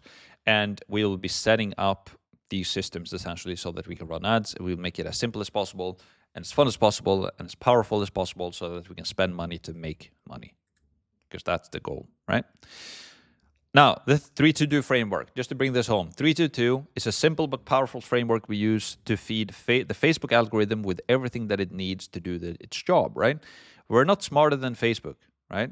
Also. So instead of working against it, we might as well work with it, right? So instead of us trying to outsmart the Facebook algorithm by telling it what to do, why don't we just let it does what it does best? Like Meta has so much data on people, so much information about people. So why wouldn't we just leverage that and let it work for us to optimize our ads for us, right? Simplicity. Simplicity is key, especially in the beginning when running ads. If it's too complicated, you will get overwhelmed and lost. And the 3-2 framework, it works. I know because I use it myself. It's simple, but extremely powerful. And it's not only important for me to make this training simple so that it's going to be simple for you, right? I make it simple for myself.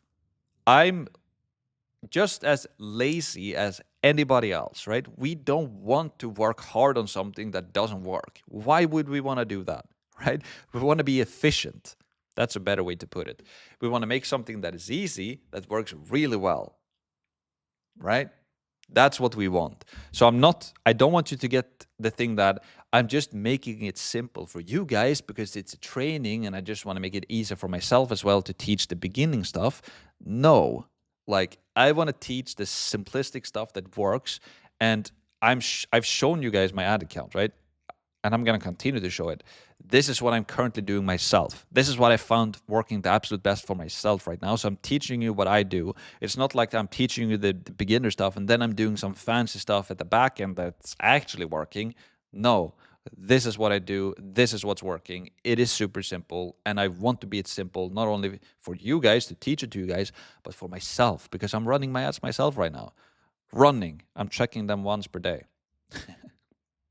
Right? So that's that. That's an important thing to bring up. Then the setup. We use 3 creatives, images or videos, 2 headlines, and 2 body copy texts.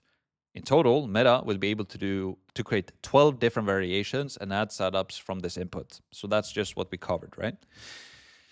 ACB and DC. So ACB stands for Advantage Campaign Budget, and DC stands for Dynamic Creative. Again, we want to give the Meta also as much leg room to do the heavy lifting for us and make it easy as possible for you. So again, those things or those words that I just threw out there where you're like, oh, what is that? Like, I'm overwhelmed. Like, what does Advantage Campaign Budget mean? What does DC mean? Dynamic Creative. I just want to plant some seeds into your head right now. I just want to mention those things to you because in a couple of videos we're gonna set this up, and I want to plant those words or those seeds into your head right now so that when we get to them later, you will be like, oh, that's that thing that Max talked about before, right?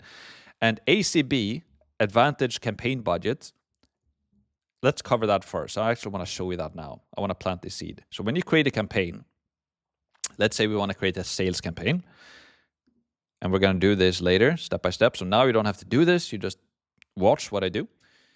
When we create a campaign, we can turn on something here called Advantage Campaign Budget. So Advantage Campaign Budget will distribute your budget across currently delivering ad sets to get more results depending on your performance, goal choices, and bid strategy. You can control the spending on each ad set. So when we turn this on, we're basically deciding here on the campaign level how much we want to spend per day, right? So in this one, I'm spending $201 per day. Here I spend $450. Here I spend $50. So that's basically what campaign or Advantage Campaign Budget is, where on the campaign level here, we set the budget, and then under each ad set, right here, this is an ad set. If we have multiple ad sets, then Facebook is going to decide for us where the budget goes. Like maybe this ad set works better than the other two, so it's going to spend most of the money here. We don't have to do that ourselves, but Facebook is going to decide that for us. Now, so that's that. We're only going to have one ad set anyways, so we won't really it doesn't really matter, but we're still going to use the ACB or Advantage Campaign Budget. It used to be called CBO, Campaign Budget Optimization. So that's what I have in my head. But now it's called Advantage Campaign Budget, and that is what it is, what I just showed you, right? So we just decide on the campaign here. The next thing is DC, or Dynamic Creative. So if I go into this one here, for example, if I click on this ad set here, there is a setting, again, just planting seeds, Dynamic Creative, and I have this turned on. And basically what we do then is that provide creative elements such as images and headlines, and will automatically generate combinations optimized for your audience. Variations may include different formats, templates, or audio based on one or more elements. So basically what we're telling Facebook here, or Meta, is that we just need to have one ad. If I click into this one, you can see that I only have one ad here. And some of you guys are like, why would you only run one ad? Well, the fancy thing in this is that if I click edit here, it looks like one ad, but in the ad I have 3, again, as I showed you, 3-2-2 framework, right? I have 3 different images. I have 2 different body copy text. And I have, where's the headlines? Here, headline. And I have 2 different headlines. So again, practicing what I'm preaching, right? I have 3 images, 2 body copy text, and 2 headlines. 3-2-2 framework. And this is how I'm getting leads right now for $2. right? So instead of me having 12 ads in here that I'm testing and trying to turn them on and off and trying to optimize and doing all of this crazy stuff that just it's annoying and it takes a lot of time, I can just have one campaign, one ad set, and one ad, and Facebook does it for me. Oh, right? Simple. And I just trust Meta to be smarter than me when it comes to running ads. That's really what it comes down to. I think that their algorithm and AI running ads every single day, been doing it for, I don't know, 10, 15 years or whatever they've been running it. And they're spending, I don't know how many millions and hundreds or maybe even billions of dollars. I don't know how much they spend per day on ads. Hundreds of millions, maybe even billions. I'm not sure. I'm just gonna trust that they are probably a bit better than optimizing my ads than I'm gonna do here, trying to like turn on and off and create multiple different things, right? So it's just easier and more simple, right? So that is that. So the 3-2, simplicity, the setup, ACB and DC, now know what that is. Advantage campaign budget and also dynamic creative, just showed you. And then the secret, right? Remember though, that is not the secret. The secret is not in the button pushing. It's in your offer, right? That's everything. The fundamentals. What is it that you're promoting? And do people actually want to buy that information or buy that thing, right? So again, that is why I make it so clear in all of my ads. Like, what is it that I'm pushing? Free course on how I made this thing. Free information on how to do something that I know that you want. It's a free course on how to make money. It's a free course on how I made money using Skool, right? So in your case, let's say people are used to buy very expensive copywriting courses. Let's say, right? You can be like, free course on how I made $20,000 per month in 3 months with copywriting. Or maybe you have a community about surfing. So you can be like, free course on how to master surfing in 2 months as a complete beginner. I don't know what the thing is that they want. Or like, free course, puppy training, like free course, puppy training, something, normally 997 or something like that. So it's just like, give the market what they want, but make it free, right? So that is what I'm pushing, right? It's not in my, like the 3-2 framework is not what makes this ad work. Because here's a good way to visualize it as well. Your market won't see what you do in here. They won't see this. They don't care about like how fancy your setup is, or if you use 3-2 or dynamic creative or campaign budget or advantage campaign budget.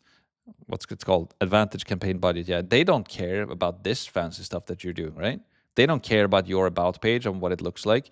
The only thing that they care about is what they see. And the only thing that they see is this. They just see your ad. At the end of the day, people are going to see your ad. So your ad and your about page, this is what they're going to see. That is what they care about, right? So now it makes sense, right? This is what they see. So you need to make this offer really good because that is what they read. And then you need to do the about page on Skool really good because that's also what they read. They don't see the tracking. They don't see the back-end stuff, your fancy setup and all of this. They couldn't care less. They only see the ad and that's what they see. So that is what we need to focus on. This took me a long time to realize. I'm like, oh yeah, people just see this and this. So that is what if I just fix this and this, because that's what people see, it will most likely perform better. And then I focused on that and made it better. And then I'm like, oh, okay, now it's working. Who knew? So that is that. Tracking. Most of the tracking will happen from within the Meta Business Manager. However, we still want to incorporate the daily habit of tracking the overall ad spend plus sales generated, right? So that is the tracking sheet that we just went over before, right?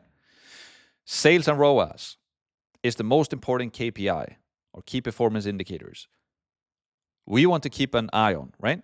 Knowing the cost per lead is nice, but knowing how much we're spending on ads and what we get back is the most important metric. if I know that I'm spending $100 and make $200 back, I don't care if I spend $100 per lead, right? If I spend $100, I get one lead, and every single lead becomes a buyer for a $200 product. And if I can do that consistently, I don't care if I spend $100 per lead. That's irrelevant. What's relevant is that I spend money and get customers, right? So that's the main thing we want to keep track of, right? So sheet, let's review the daily tracking sheet. And you can go to maxpearson.com/meta-tracking, and we will cover this in more detail later as well. And then planting seeds. So right now we're just planting seeds into your mind. If you feel overwhelmed, that is great. That just means that you're learning new things. So just pat yourself on the shoulder, take this step by step, and by the end of this training, you will be a Skool Meta Ads Jedi. I promise you. You will be a Jedi when it comes to running ads for Skool. I promise you. Because it's so simple. So yeah, if you go to maxpearson.com, so if you open up this, maxpearson.com/meta-tracking, you have the tracking sheet here. We just went over it before, right? So we don't have to do it again. But if you go here, click File, then you can make a copy to your own drive, and then you can bookmark it by just dragging like so. Boom. And then you have your meta tracking here. You can edit it and just call it like meta tracking. And then you have it in your browser as well. Boom. And then you have it there. I'm going to delete it now because I already have it. So yeah, but that's that. And we're going to go over this in more detail in a later video. And we've already covered how it works previously in this video. So we don't have to do that again. So now let's summarize this video. All right. So game plan. Understand what the overall picture is of what we're trying to achieve, right? Consider if you want to do a free trials or not, or have a free group or not, and decide upon what advertising strategy you want to use. Do you want to have a free group or not a free group? Just bring them to the free trial directly or have the free group first, right? So doing free trials as well, again, that's not out as of yet of this recording, but it's coming very soon. I'm 100% going to use the free trials. I highly recommend that you do the same. It's just lowering the friction so that we can get more people and deliver value up for front for free. We give them a chance to check out our stuff, right? And if they like it, then we will gain a customer, right? And again, this is up to you how you want to do it. You already know this by now. I'm a big advocate for the free group because it just works really well for me. But again, you can make very strong arguments that not having a free group, that you can make that work as well, especially when you have free trials. So there's no right or wrong here. It's about how you design your business and how you decide to run things. I see a strong argument for both. Like, I'm going to continue to do free groups, into free onboarding calls, into free trials, do what I showed you in this video. But you could also make a very strong argument that you can just have a paid group and have free trials there and just use that. Yep. 3-2-2. It is important that you understand what the 3-2-2 framework is and why we use it. So if you jump on a call, like in coffee calls with Mac, let's say, and you're like, hey, Max, I need help with my ads. And like, if I mention something about 3-2-2, you should be like, yeah, I'm doing the 3-2-2, right? So I'm sure that should be crystal clear by now. Simplicity is key. We want to make it easy for Meta to bring us great results. That's it. The more leg room we can give the AI machine, the better. Make it work for us, not against us. Like, we just want to give it playroom and leg room to optimize everything for us. We want to we won't want to constrain it, right? We don't want to reduce the playground or the leg room that the Facebook AI has, because then it's just going to work worse. So we just want to give it as much room as possible to optimize and help them bring us the results versus us trying to be so smart. So that's it for this video. Leave a testimonial if you haven't already. And for today's quote, I think frugality drives innovation, just like other constraints do. One of the only ways to get out of a tight box is to invent your way out. So I love this. And I think this is very, very true as well, right? Especially when it comes to ads. Because even if you have a lot of money, if you're a person like, I don't care, I'm just going to spend money to kind of just figure this ads thing out. Having respect for money and living frugally and being frugal with your money, it drives innovation. Because if you don't want to lose money when you run ads, you will most likely spend more time trying to make your ad copy really good, make your offer really good, and make your about page really good, right? You will do your absolute best to make that really, really good first, because that will increase your chances to make your ads work, right? So that's that. And also, it's not only that you're losing money if you have a bad offer and bad about page, you're losing time as well. Because you can't cheat the system, right? You can't cheat it. If it's not working, it's not working. So then you will have to redo it. So you might as well just do your best the first time. I'm not saying that you're going to make it the best the first time, because you can always improve it and change it if you want to. But you don't want to like just disrespect the fact that you need to have a good offer and a good about page and just like, oh, I don't care, I'm just going to test it and see if it works. Like, use frugality to your advantage in your personal life, but also especially in your business. You don't, even when, like, it's very easy when you start to make some money in your business to just like, oh, I'm just going to buy this service and test this out and buy this mastermind. Like, you should still be very frugal with your money. Keep it efficient. Know where your money goes and be efficient. So that is it for today's video. Hopefully you enjoyed it. Hopefully you're clear now on the game plan, on what you're trying to do. Rewatch the video when it was the Figma board. If you want to still, if you're trying to figure out like, should I do it free group or not? Should I free trials or not? But yeah, that's it for today's video. I'll see you in the next one. Let's go.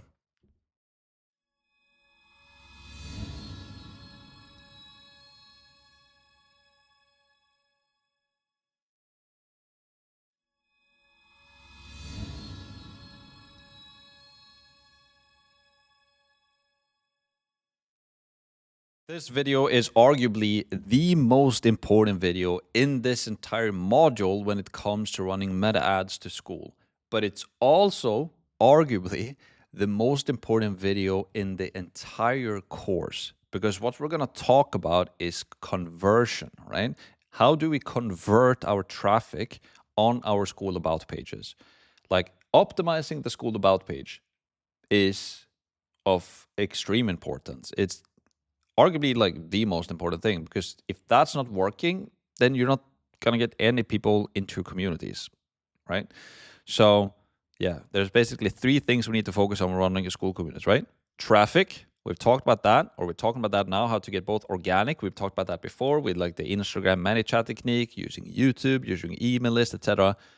But now we're also talking about paid ads, right? So we got the traffic, then we got the conversion, which we're going to talk about right now, which is the Skool about page, which is crazy important. And then the final thing we have is retention, right? Which is how do we retain customers? So traffic, conversion, and retention. In today's video, we're going to talk about the conversion side of things. So let's sharpen your ears and your eyes and let's dive into it, okay? So we're inside my computer. Let's talk about it. So here's what we're going to cover. We're going to talk about Skool versus using a traditional funnel and what the difference is. We're going to talk about the Skool about page. We're going to talk about the VSL, or video sales letter, and the graphics that you can use, or the images that you can use on your Skool about page. And that's basically it, right? I'm going to show you real live examples as well. maxpearson.com/newsletter if you haven't signed up already. YouTube, Instagram, and TikTok. Follow for exclusive content over there. Also share this course if you haven't already. Let's start a revolution and change people's lives together. Slight warning though, this is the most important video in the entire course. So watch the entire video. Don't skip around. Don't fast forward. And the pro tip, as always, watch the video double speed if you want to save yourself some time. Now, let's talk about Skool versus a funnel, right? Skool versus funnel.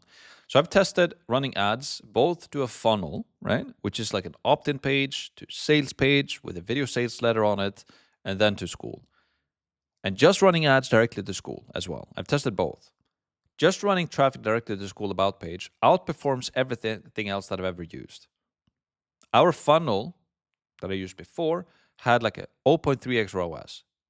With Skool about page, we have a 2x plus ROAS that I've showed you on a monthly recurring product. It's a huge difference, and it's so much easier. It's so less complex, and it's a no-brainer, right? If you use the funnel, like, you have to build it out, you have to design it, you have to pay somebody to design it, you have to make sure that it's actually working, you have to have more ad copy, you have to have a specific VSL, then you need to use Hyros for tracking, you need to put all of the scripts on the page, then you need to, Skool cannot talk with Hyros, right? So we need to upload the sales manually into Hyros. It's just a mess. And if I would do a training of that, it would be super hard. It would be super complex, and it wouldn't work as good. Because again, I tested it out and I went all in, and I had a 0.3x ROAS, meaning that if I spent $100 on ads on a day, I got $30 back, right? So not good. And if you scale that, it's kind of okay, because the next month you're making some money back, right? But 0.3x ROAS is not good. Now, when I run ads directly, there's traffic to Skool, I have a 2x plus ROAS. So I've spent $100, I made $200 back immediately. Happy days, right? So, and the tracking is integrated. We don't have to do anything. You don't have to purchase anything. And the design of those pages are super simple because we just use Skool, right? So it's a no-brainer, okay? Funnel tracking. With a separate funnel, we'll have to use Hyros to complete the ads tracking. Every time we make a sale, we have to upload the sale manually into Hyros to identify where the sale came from. And it's not that, it is accurate, but when we do it from Skool and when we have to upload their email and we don't know if they use the same email on when they sign up for the funnel, it's not going to be 100%. So it's just not ideal, right? However, with Skool tracking, we simply connect the metapixel and the conversion API to our Skool community, and we can track leads, free trials, and sales directly from the Meta Business Manager. It's more simple, more powerful, less confusing to set up, and it's just a win. It's just a no-brainer. And it converts better, and we make more money and more sales and get more leads. So it's just better on all aspects. Summary. Driving traffic directly to the Skool About page, no matter if it's a free community or a paid community, free trial or not, simply works better. Skip the funnel and use Skool. However, we still need high level though to send emails and create our autoresponders and all of that. So if you have a high level account, that's great, because using high level in this setup, like getting their email and creating autoresponders, is massive. We can't skip that. It's massively important. So we still need high level. But running ads directly to Skool and not the funnel is, a lot better. Now, let's talk about the About page on Skool, right? Skool. Since we'll be driving traffic directly to the Skool About page, it's crucial that we start to optimize and make our page as good as it possibly can be, right? This is where the sell is made. This is where it happens. The better we can make this page, the more money we will make. This is where your prospect will window shop and make the decision if they will bring out their credit card or not. So treat this page with massive respect. And with massive respect, I mean massive respect. Not just like, oh, I looked at once and it looks good, and now let's run the ads. No. You should optimize your Skool About page over and over and over and over again. Take a hard look, think about it deeply for multiple days in a row, ask for feedback, and just try to make it as good as you can.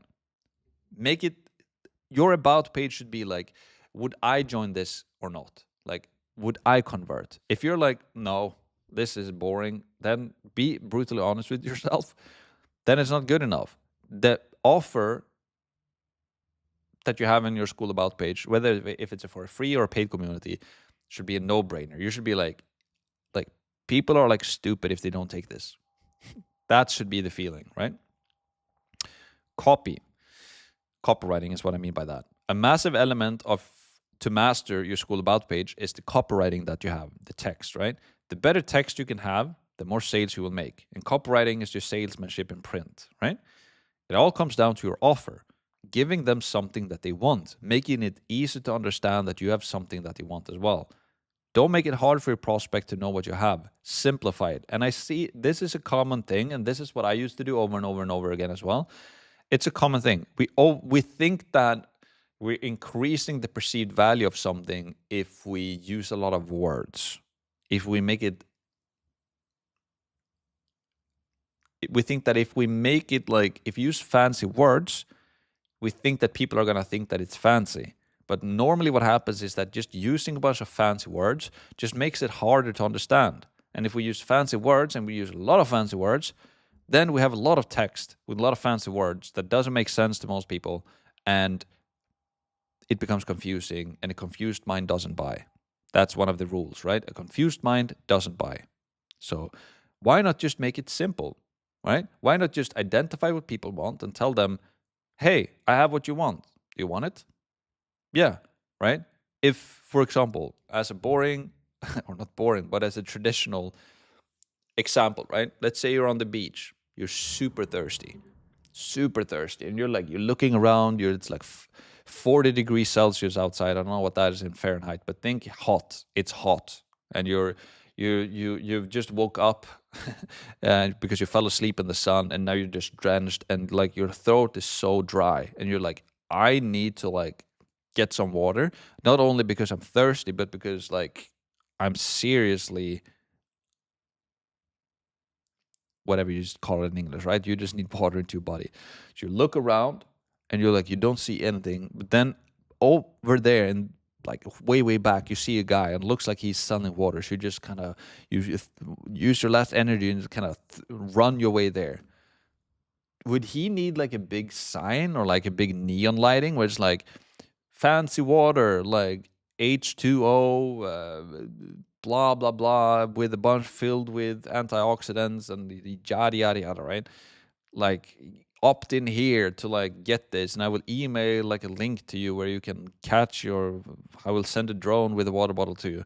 No, he would just be like thirsty question mark. You yes, money here. Thank you. Drink. That's it, right? So if you have something that people want, we just need to let them know that you have it, right? And then make them a no-brainer offer, right? If he would be like, water, question mark, you, yes. You say how much, he says, it's free. You're like, oh, crazy. Why? Well, we have a campaign right now. Here, take the water. You would be like, yeah, I want that water. Or if there were two stands, here was a really good water for cheaper price, and it was very bad water for expensive price. You would be like, yeah, I take the cheap water. That's better because it's cheaper and better. Why would I take the bad water that's more expensive, right? So it's very simplistic, all of this, but we overcomplicate it sometimes because, yeah, we make it harder than it has to be. So same thing with copy. Just keep it simple.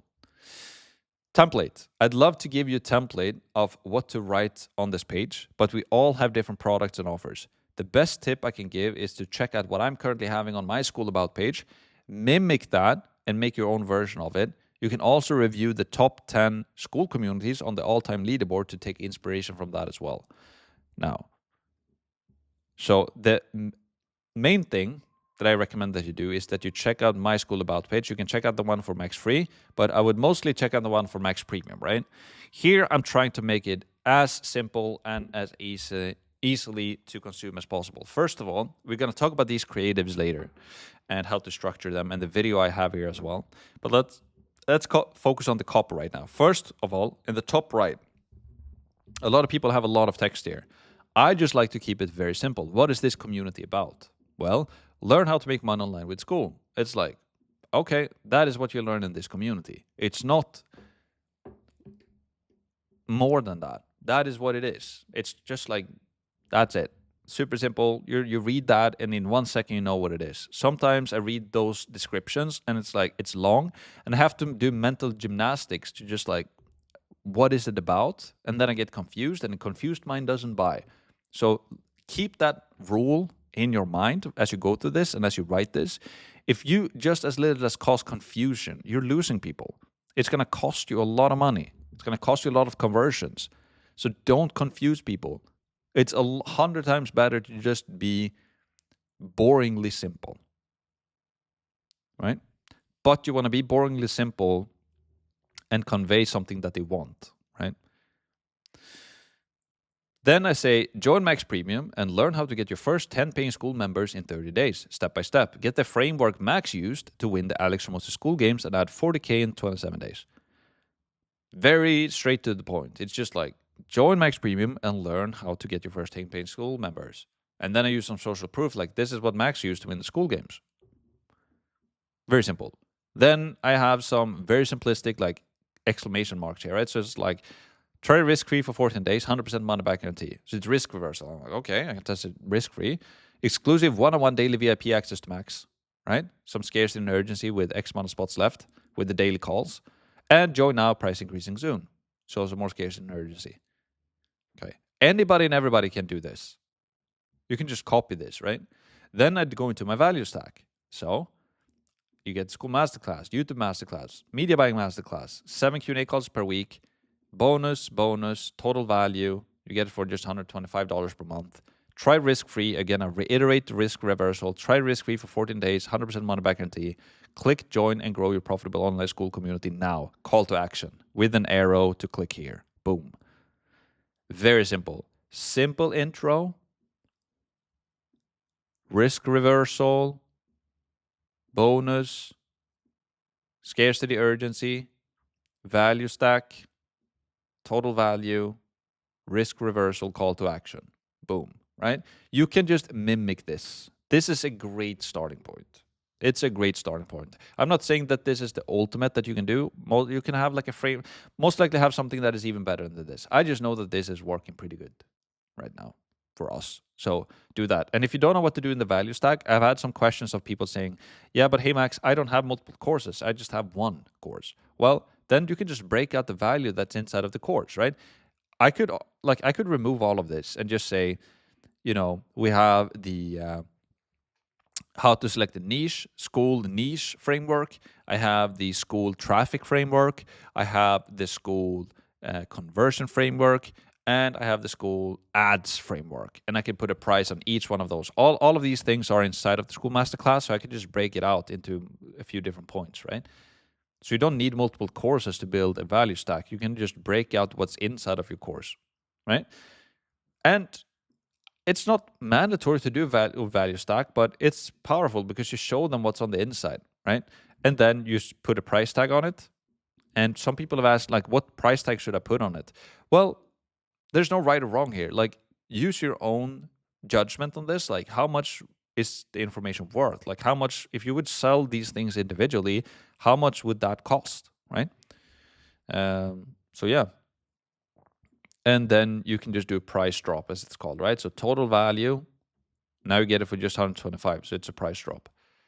So take inspiration from this, and you can see how I do it in my free community as well. It's very similar, but instead of like having the risk reversals, because 100% money back guarantee, obviously we don't use that because, again, it's free. But I still do a value stack, and I still do like a price drop. So it's valued almost 8K. You get it now for free. Boom. With a call to action. So that is that. Also, what you can do is that if you go to skool.com/games, so you should if you have a Skool community, you have access to this. And then if you go to leaderboards, and then if you go to creators all time, then you will find like the top 20 all time people here, right? So what you can do, and some of I know for a fact that like Adonis Skool, Predictable Premium, Anime Shreds, Kyle, Creatorpreneur, then we have Max Premium, like a lot of we can do Evelyn as well. I know for a fact that Adonis and Predictable Premium, they have very simple about pages. So if you go here, right, boom, play the video, make it full screen, join now, $129 per month. So this is how Hamza is doing it, and he is the biggest community on Skool. So arguably, you could do that as well.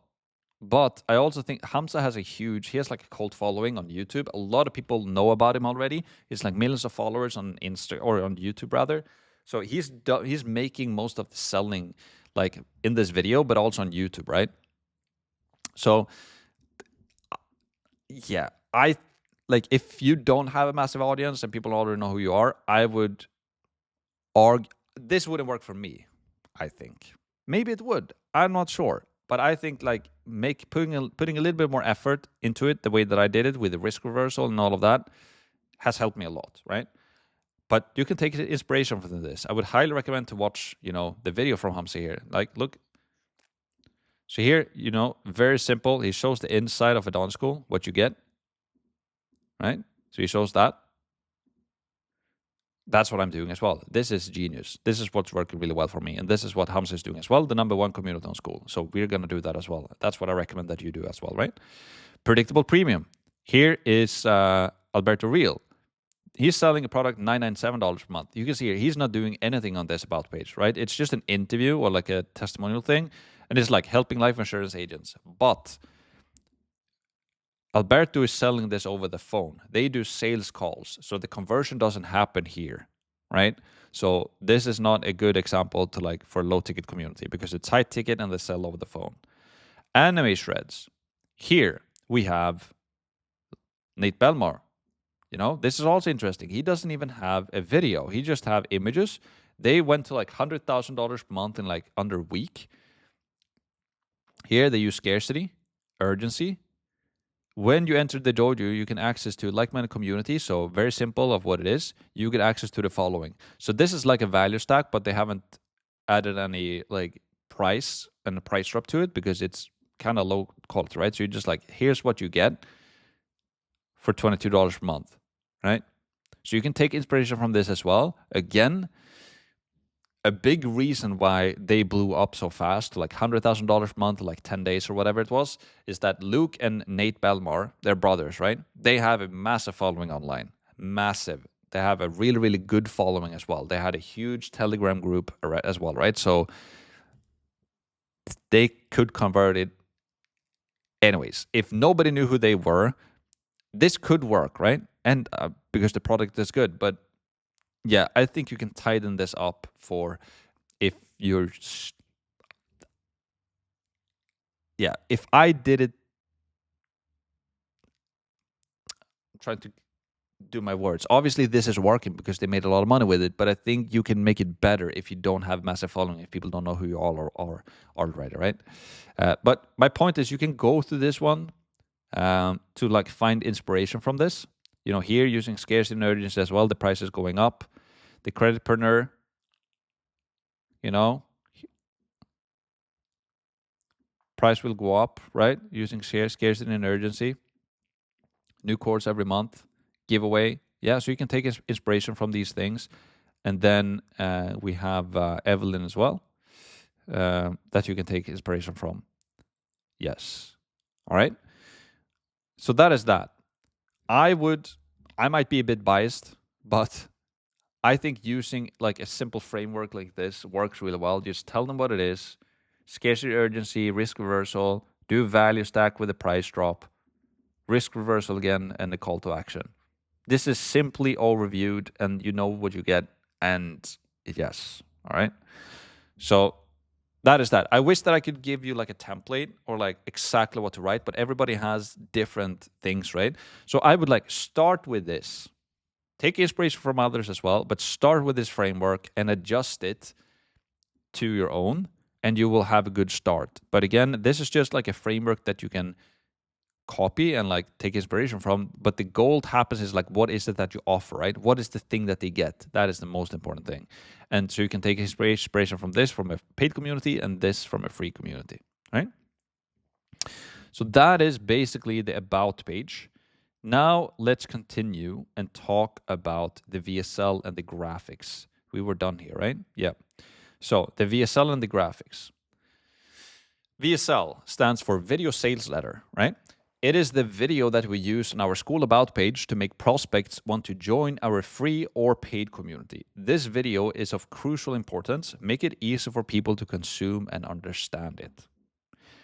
Simplicity is key here, right? I've done 2-minute VSLs, 50-minute VSLs, and everything in between. The current VSL that I use right now is our best performing one so far, and extremely simple to create. It's foolproof, so let's have a look at it, right? So again, I want to make it easy for myself to create new VSLs, to test new stuff. This is the easiest one and the most simple one that I've ever made, and it's performing the best.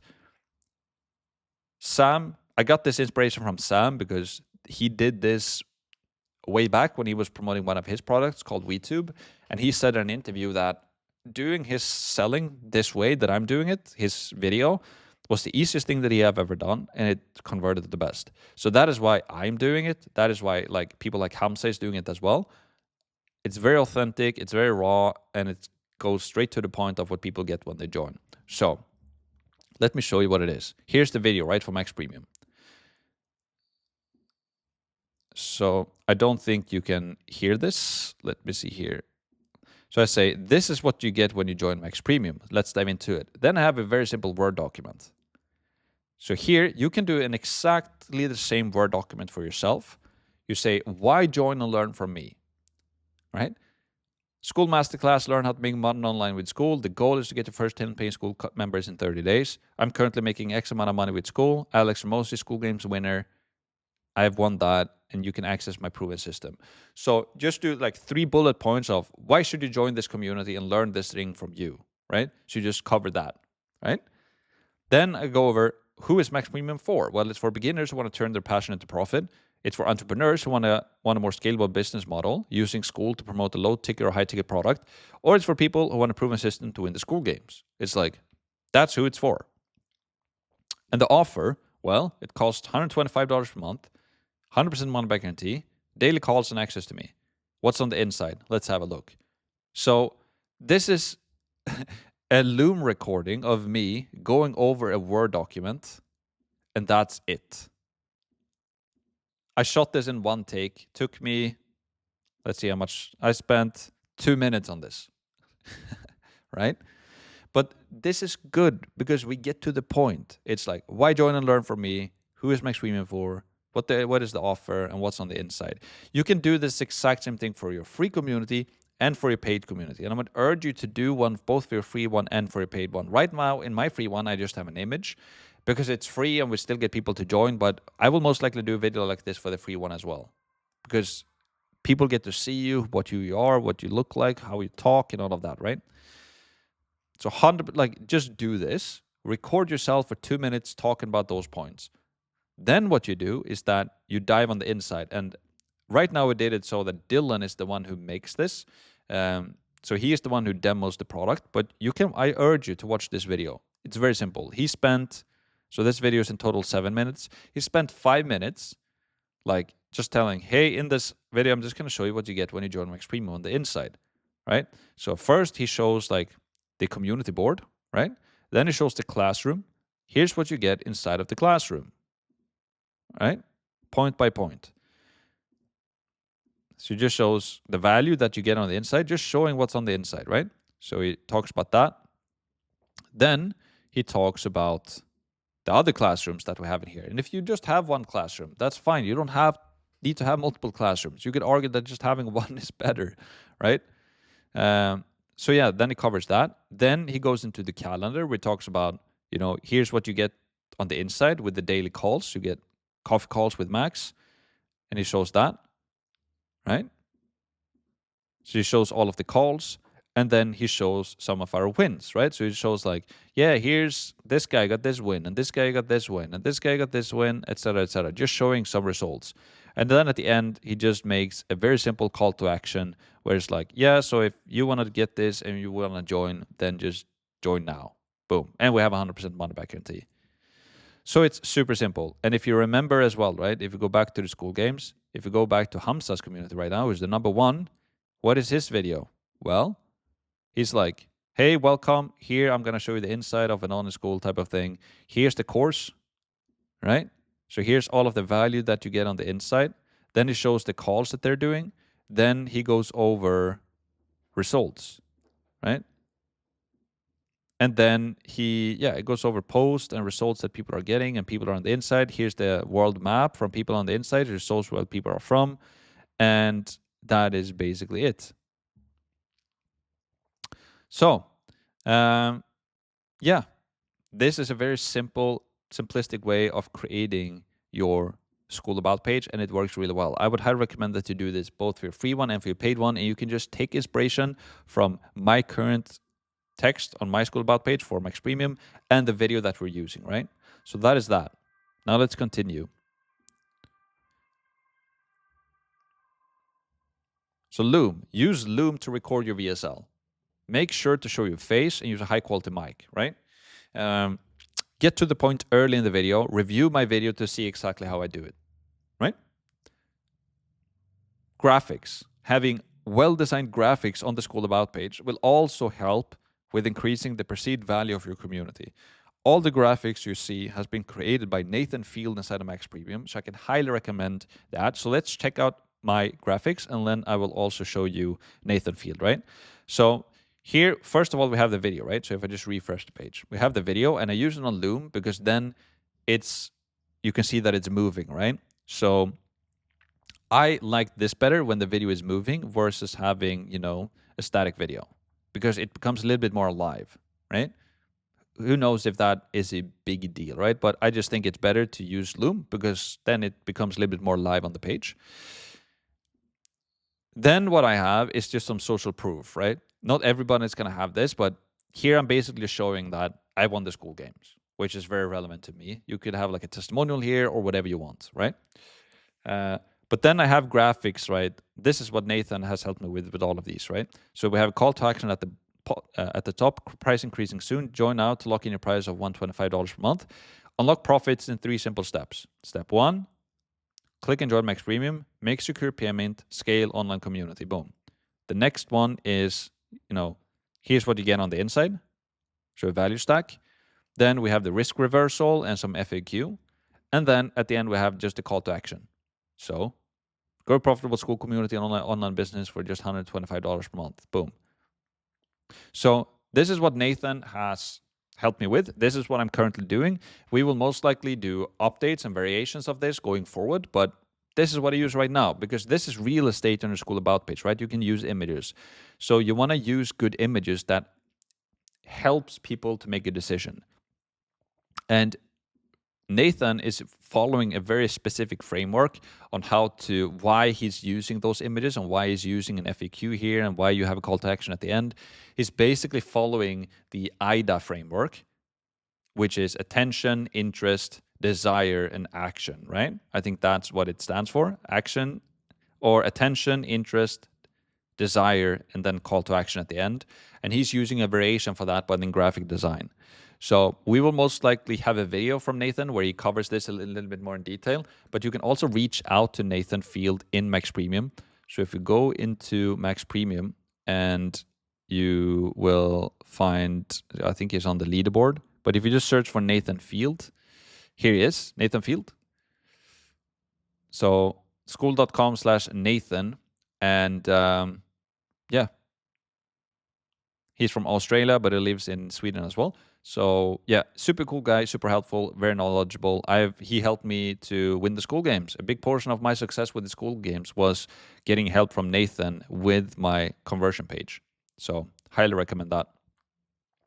So that's basically the VSL and the graphics. Like, this is the most simple training I've ever made on how to create a VSL because it's so simple to do the VSL. Write up a Google Doc, and again, watch how I did it here. You can like pause the screen here at the beginning, right?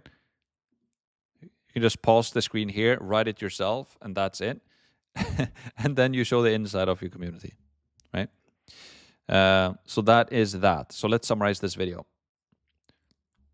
Magic. This is it. This is where the magic happens, right? This is where you make the sale. Your Skool About page is the most important piece of the puzzle. It's most conveys your offer. Let's see here. It must convey your offer. So I have a spelling there, stuff happened. So it must convey your offer. So it must convey your offer in a simple and a powerful way, right? You must have something to offer that the market wants. If you don't have that, no ads in the world will work. And so, yes, that is that. And I have a book here, right? Give me one sec. So I've talked about this multiple times in the course, right? But if you haven't read $100 Million Offers by Alex Ramos yet, I highly recommend that you do. It talks about, scarcity, urgency, risk reversals, bonuses, value stacks, price drops, all of this thing. I can highly recommend this book if you haven't read it. But the main thing is your offer, right? So you have something that people want to buy. Remember the shitty sandwich that we've talked about. Remember the, the candy, Swedish candy example that I gave as well. And then once you know what your offer is, you have something that people want, then you want to use what we've talked about in this video to convey that offer in a simple way, both in copy and in video, by optimizing your Skool About page. So this is where like the magic happens, right? Offer. The only way to figure out if you have an offer that your market wants is to talk to them. So what does Sarah want for lunch? So let me give you this example. Let's say I sit here, which I do, and then I see Sarah sitting on a bench over there. And Sarah is a girl who sits over there, and I am trying to figure out what Sarah wants for lunch, right? So how do I figure out what Sarah wants for lunch? I could either hire like the best consultants in the world, and I can watch courses, I can buy coaching, I can do all of that stuff. Let's say I hired the best food consultants in the world and I pay them a bunch of money, and we sit together and we look at Sarah. We can break down what she's wearing, how she looks like, her age. That, do we think that she is like athletic or healthy? Does like healthy food? Like, is she a vegetarian? Does she eat meat? Etc. Et does she look hungry? She wants a big meal or a small meal? Like, does she like fried food or not? Like, what? Like, we can give her and come up with a super plan, like extensive plan, and maybe get it right, actually, right? But it's going to be costly. So I can either do that to figure out what Sarah wants for lunch, or what can I else do to figure out what Sarah wants for lunch? What's the quickest, cheapest, and easiest, and 100% foolproof way of me figuring out what Sarah wants for lunch? It works every time. 10 out of 10 times when I do this thing, I will know exactly what Sarah wants for lunch. What is that thing? Try to figure it out. Well, obviously, I walk over to Sarah and I ask her, "Hey, Sarah, what do you want for lunch?" And she will tell you, "Yeah, I want Swedish meatballs for lunch. That's what I want." Right? So if you want to figure out what your offer is, again, if Sarah is your market and you're trying to figure out what your market wants, right? Instead of you doing market research and spending a bunch of money on different stuff, just go and talk to people. And the easiest way to do this, and this is why I love to have a free community as well, right? Is that you get people into your free community about this thing, then you talk with them. So you promote as you build, you talk to them and you ask them, what do you guys want? And then you give them that. So you get your customers to build your offer for you. And we talked about that earlier in this week videos as well, when I talked about Sam and how he's building a school. It's all about feedback. So that is how you get feedback and build your offer. Get it done, right? Simple. Rewatch the video if you need to, but start implementing everything that you've learned in this video today. Fix your School About page copy, fix your VSL video, record it. It will take you 10 minutes to record, if that. Keep it simple, don't overcomplicate it, and get it done. Copy my copy on my School About page, get it to your own About page, tweak it with your offer, record the VSL video.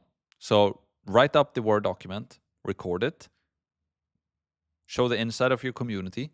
And if you don't have a course right now that's done, don't show the inside of the course. If you don't have any members in there, then just like tell them in the video, hey, like I'm recording this video before we launch it. So it's empty right now, right? And that's no wrong. Like, you're recording it before you launch it. So of course it's going to be empty. You can still show them that you're doing daily calls. You can show them what the course is without going on the inside of the course. You can just show them like the classroom, right? And just start with what you have and show your face and have a good quality mic and do that. And then also mimic the graphics that I'm using as a start, or reach out to Nathan and talk with him. So yeah, but just get it done. You can get that done in an hour or two from now, and it's done. You're like, now I have a great About page with a great offer, a great VSL video, and have some graphics as well that illustrate this. So yeah, get it done. You must get this done before you continue to the next video. So that's it. Testimonial, if you haven't already. And for today's quote, the biggest risk is not taking any risk. In a world that's changing really quickly, the only strategy that is guaranteed to fail is not taking risks, right? So that's what I used to say to people on my sales calls when I did it for my agency, where it's like, I told them that, yeah, like, of course there's a risk in like working with me. I can just, and I can promise you the results. I can just show you what I've been able to do in the past, right? So yeah, there is a risk in working with me, but also you could argue that's an even bigger risk of not working with me. Like, imagine, like, I'm showing you what I've done in the past. We've got great results for our clients. Imagine if you start working with me and we start getting those results for you as well. What would that matter for you? How would that change your business? And it's like, yeah, that would be amazing. Okay, awesome. But yeah, there's a risk that that doesn't happen because of who knows. But there's also a risk in, if you don't do this, we don't even try. So that's arguably an even bigger risk. So yeah, that's why I love this quote from Mark. Like, the biggest risk in not taking that risk, right? So just dive into it. Get it done, work with what you have, make it as good as you can, because you can always improve it later on and make it even better. As you get more clients, get more results, you can just update it again. And now you have a VSL structure. It takes you literally 5 minutes to record, 10 minutes max. You don't need to create slides, no nothing. You have a Word document and a screen share, and that's it, using Loom. Boom. And it works really, really good. So that's it for today's video. Hopefully you enjoyed it. Get the work done. I'll see you in the next one. Let's go.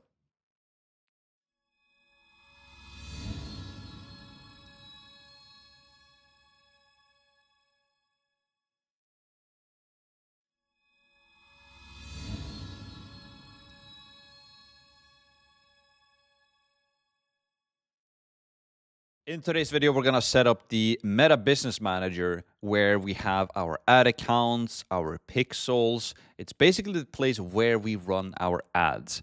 So we're going to go through everything step by step. It's going to be a super simple process if you just follow along and do everything that I do, because I will show you everything, not leaving any stone unturned. So without further ado, let's just dive right into it. So we're inside my computer, account setup. Let's dive into it. So here is what we're going to cover today. First of all, we're going to set up the Meta Business Manager. Again, that is where we run our ads. We need to make sure that we have everything set up correctly there. Then we're going to do the Skool integration, right? So we're going to integrate Facebook or Meta with Skool, which is crucial. And then we're also going to do a Zapier integration so that whenever you get somebody to sign up to your free community, if you want to do that, then we want to get their email into Go Ahead Level or whatever email marketing provider you want to use. I use High Level. That's what I recommend. But we want to get either free trials or get people who join our free group to join our autoresponder so that we can continue to email them as well, right? So I'm going to show you how we do that. As always, make sure that you sign up to the newsletter if you haven't already. You can follow me on socials as well for exclusive content over there. Also, make sure to share the course if you haven't already.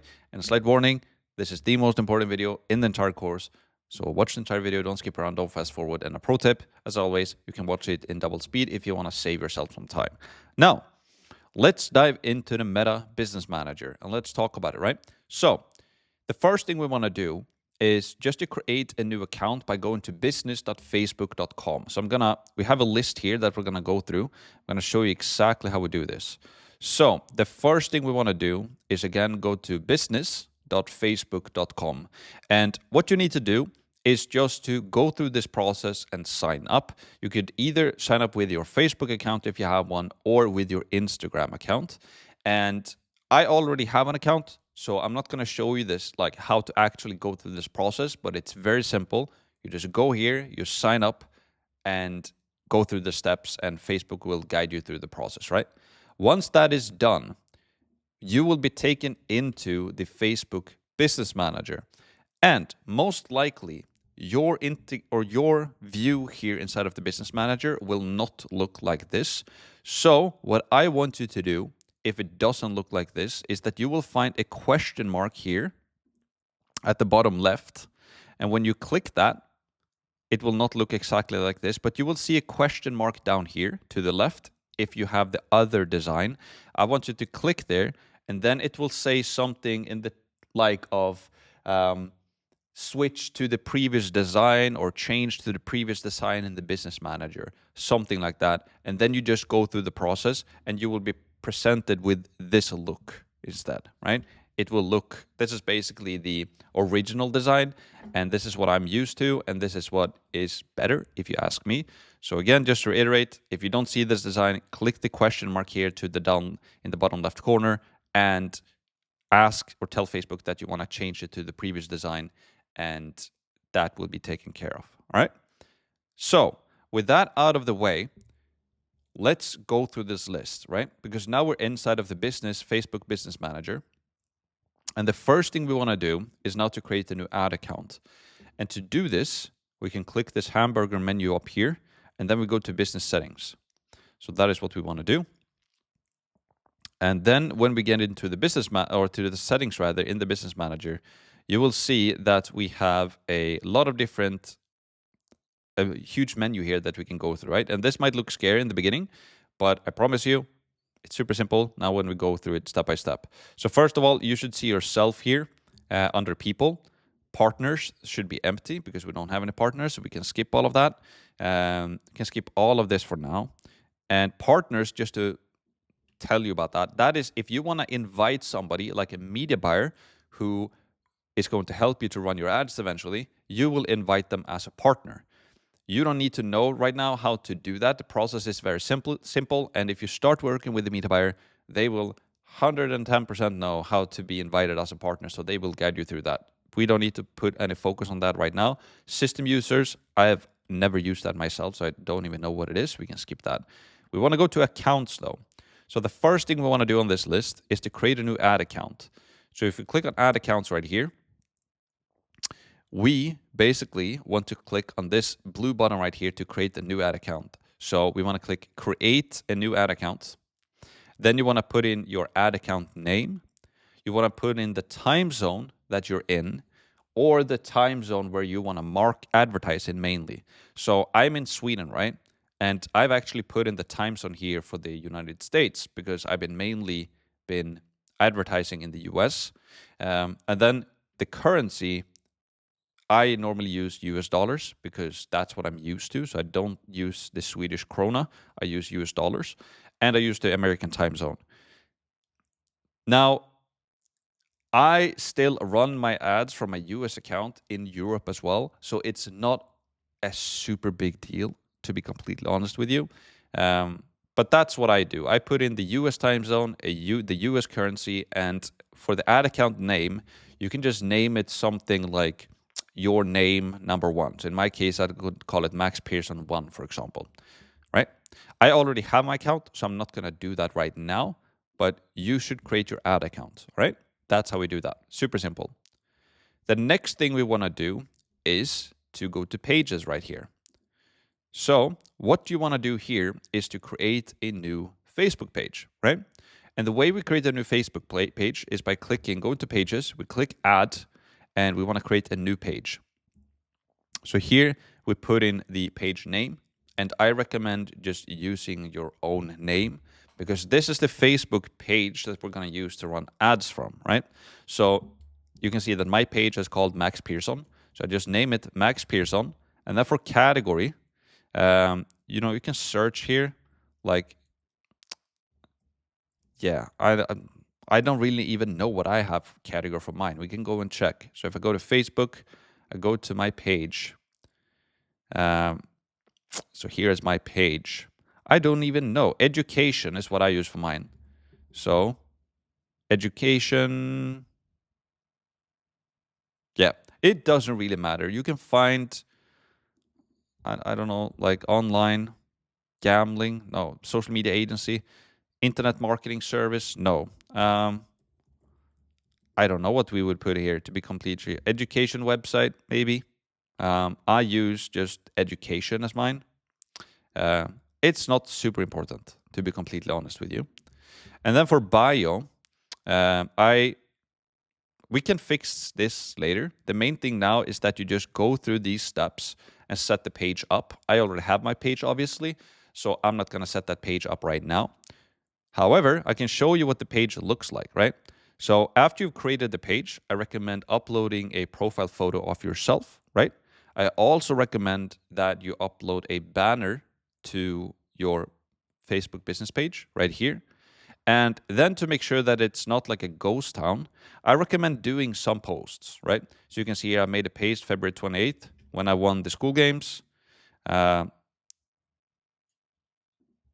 you can also see that I've connected this to my Instagram. So all of my reels gets posted to this page as well. And you can see that I have some photos here on my page from when I went to Las Vegas, etc. I was in the Skool headquarters. Here I am with Andrew, etc. Right? My mom and dad. Here we are in Laguna Beach. So I've just uploaded some photos. This is not like, it's great to have this connected to your Instagram account, which I'm going to show you, because then your Instagram reels will be automatically uploaded to your Facebook page as well. It's not super, super important to be very active on this Facebook page. We're mainly just using it to run ads. But the main thing is that we need to have a page at least, and you will need to upload a profile picture, a banner, and do at least some posts. Alternatively, then connect it to your Instagram account so that we can have the reels populating automatically. You can also see that I've added some information to my page, right? So I have my email, I have my Instagram, my YouTube, my TikTok. I have a link to my free community. So learn how to make money online with Skool. Take my free 7-hour masterclass. So I have a link to my free community here, right? So that's your action item right now. Pause this video, create your page, and add profile picture and banner and some posts to your Facebook page, right? That is that. Then we can continue. The next thing we want to do is to connect our Instagram accounts, right? So then we can click on Instagram right here. And you can see that I've added my Instagram account. And the way you add your Instagram account is very simple. You click on add, and then you connect your Instagram account, right? So I would recommend that you actually create your Instagram account, unless if you don't have one right now, on your phone, and then you log in and connect it here on the back end, right? So that is that.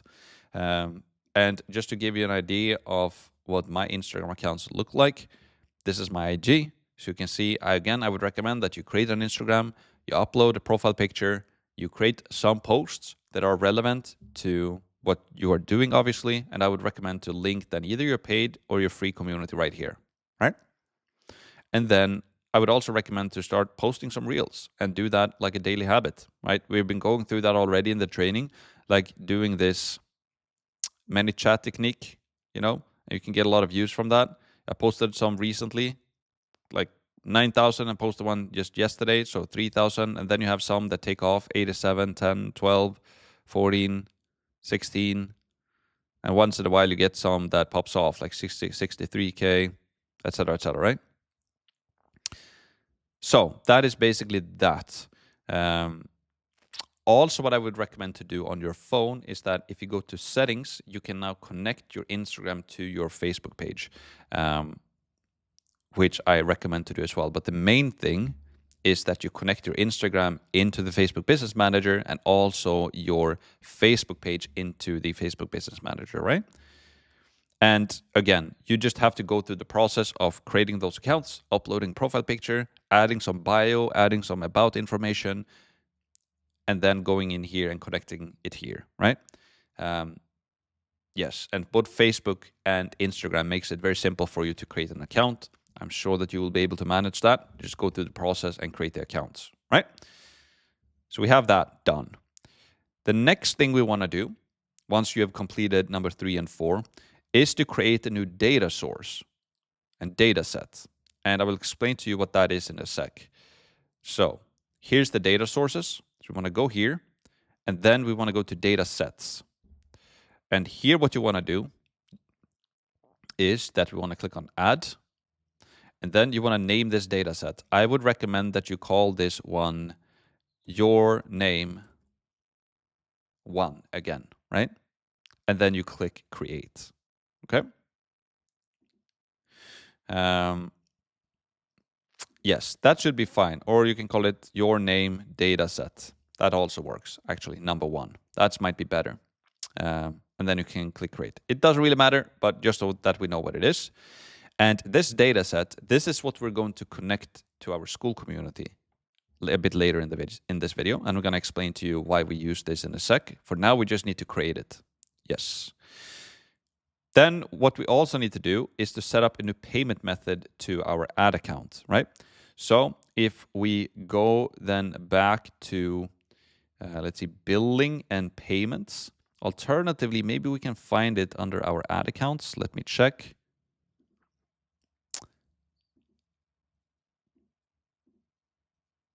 Yeah, so you can go to your ad account. So ad accounts, click on your ad account. In this drop-down menu, you can click view payment methods. So if I click on that, then you need to just, here you can see that we have a payment. I have my payment card basically set up here, right? So we just need to set up our payment method. And that is basically it. And here to the left as well, it says payment method. So we can click here. And this is where you can add a payment method. And so I recommend that you add a debit or credit card. That's what I recommend that you add. And then you basically need to connect this payment method to your ad account.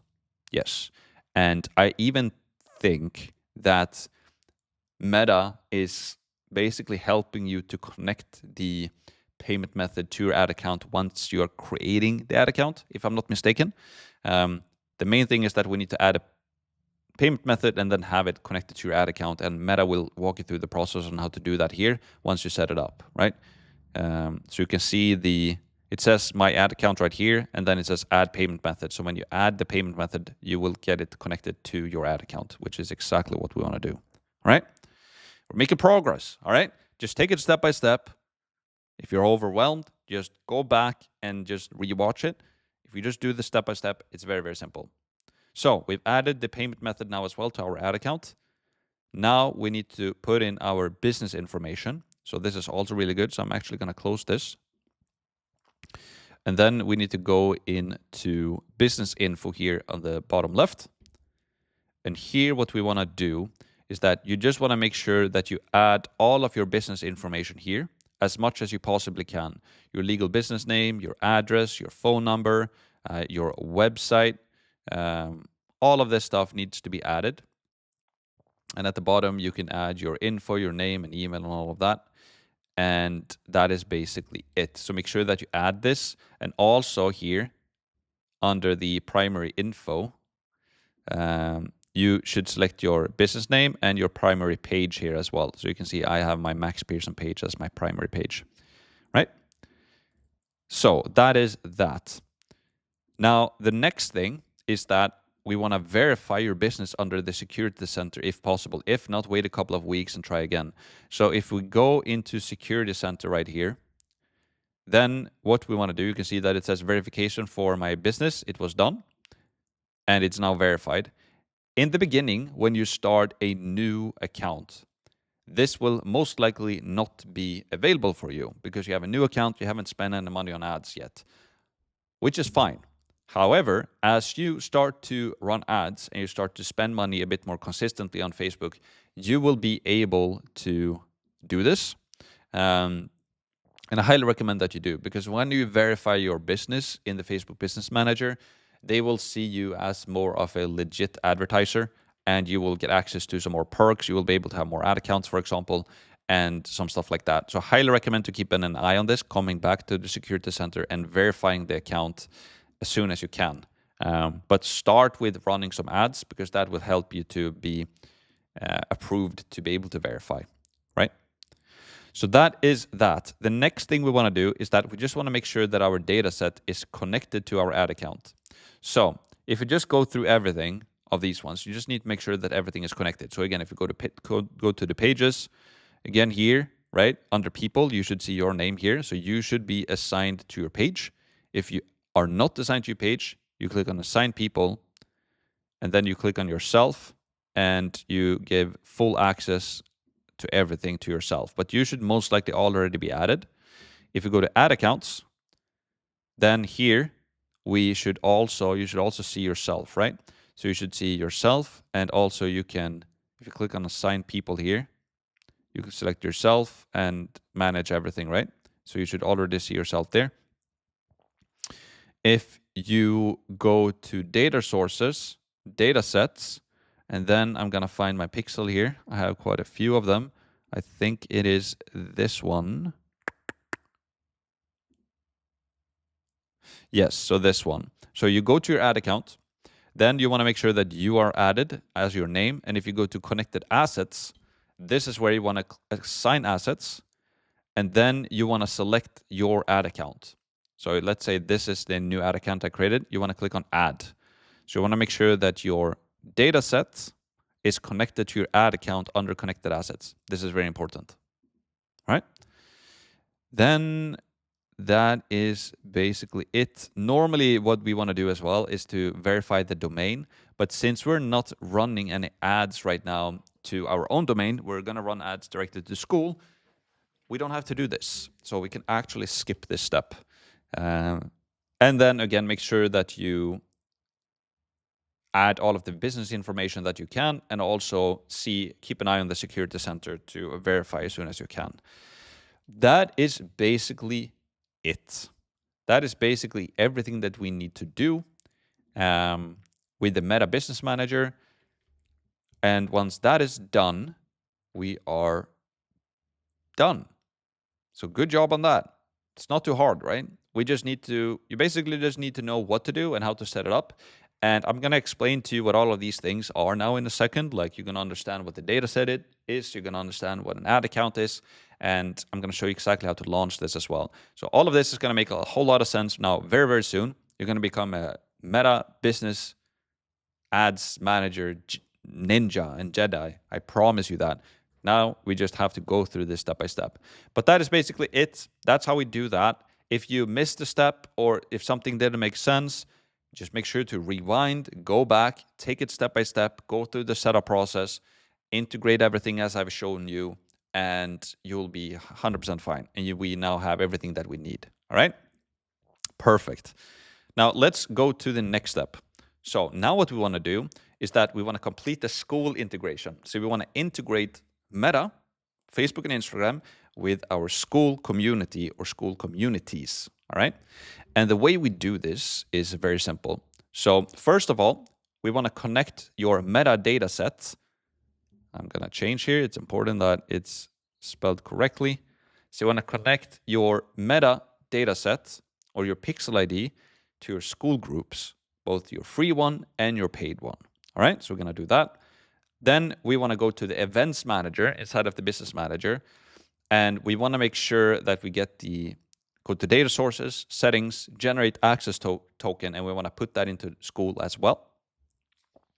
And then we will also want to check the events. So we want to make sure that the events are working, both the page view, complete registration, and purchase. And these events will automatically get created into your Meta account, which is great. We don't have to do anything. Skool has built it so for us that all of these things are basically given to us out of the box, and we don't have to do anything. And if you've been in this industry for a while, then you know that before you had to do all of this manually and back and forth, and it was super complex. Now this integration is so simple. I'm going to show you exactly how we do this. So the first thing to do is to go to our community, right? So I'm inside of Max Free here right now. I'm going to click on settings. Then we want to go into plugins. Then go to Meta Pixel Tracking. We want to click on edit. And here you basically want to go through the process of connecting this. You can see that I already have it connected and I'm currently running ads, so I don't want to disconnect it.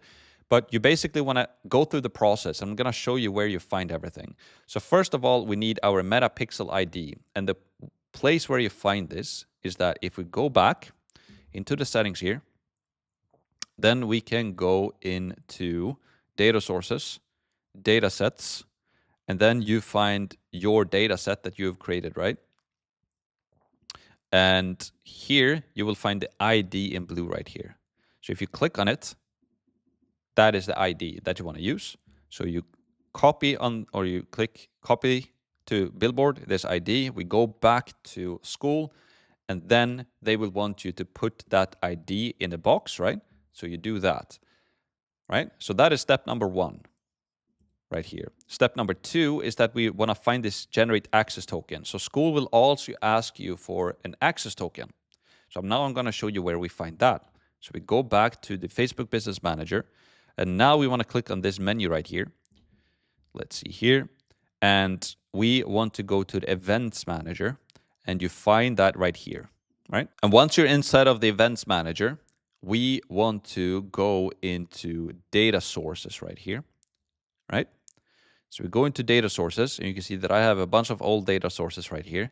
But I want to find my data source. So I'm going to search for it. You will only see one data source here, most likely, right? But I'm going to click on my data source that I'm using right now. So it's going to look something like this. It will most likely be empty for you because you haven't been using any events as of yet. But then what you want to do is click on settings right here. And then we want to scroll down. And here you will see setup direct integration, generate access token. You click on this button. I don't want to do that because I already have done this, right? But you want to click this generate access token. Then you want to copy that string that you get. And that is what you're going to give to Meta. Once you've given that to Meta, you click on connect or whatever it says, and now it's done. Okay? And you will see an integration that looks something like this, right? You want to do this both for your free community and for your paid community, or either or. If you only have a free community right now, you only do it for a free one. If you only want to run a paid community, you only do it for the paid. If you have both of them, you do it for both of them, right? With the same pixel, and you can use the same access token as well, if I'm not mistaken. That should work, 100%. So once that is done, you're basically done, all right? And just to reiterate this again, here's what Skool tells us, right? We send these events server side, all right? So what that means is basically that an event is basically something that is happening, right?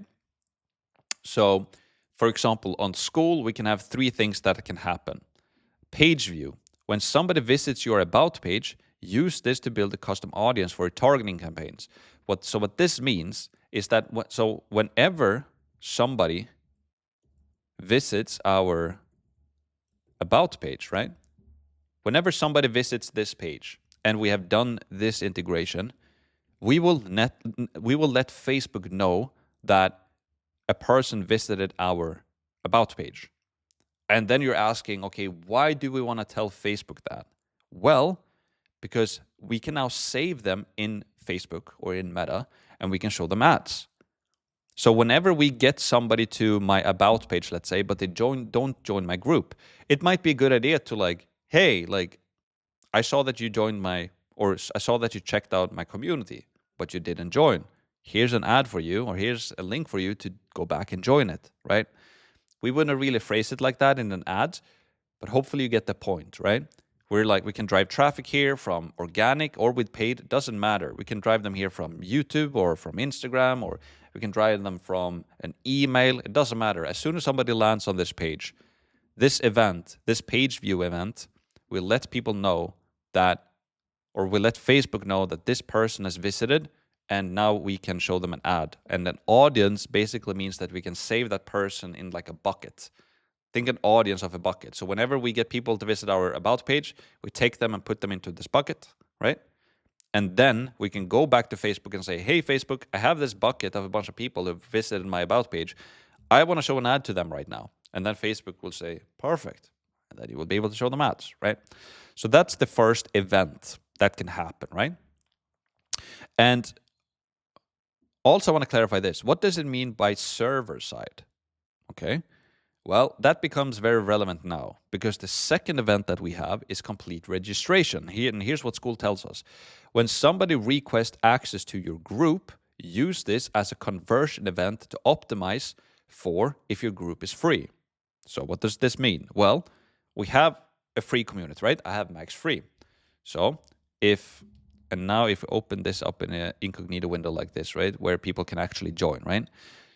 So here's what it looks like for a new visitor who haven't joined yet. Now, let's say I want to run ads to get more people into this group. Well, then I want to optimize for this event, right? I want to optimize for somebody who joins my free community without paying me any money, right? They join a free community. And for that, we want to use this event Skool is basically going to create this event for us, which is called complete registration. Somebody signed up for our free community, they completed a registration, right? So when we create an ad now, for example, in Facebook, or in Meta rather, on Facebook and Instagram, we can tell Facebook that, hey, Facebook, I want to create a campaign. I want to run some ads. And then Facebook is going to tell you, perfect, that's really cool. What is your goal with this campaign? What do you want to accomplish? Well, then you can just tell Facebook that I want to complete a registration. I want people to sign up to my free group. And whenever somebody completes or sign ups to my free group, Mr. Facebook, this event will take place, complete registration. So I want you, Facebook, to find people that will complete this event, complete registration.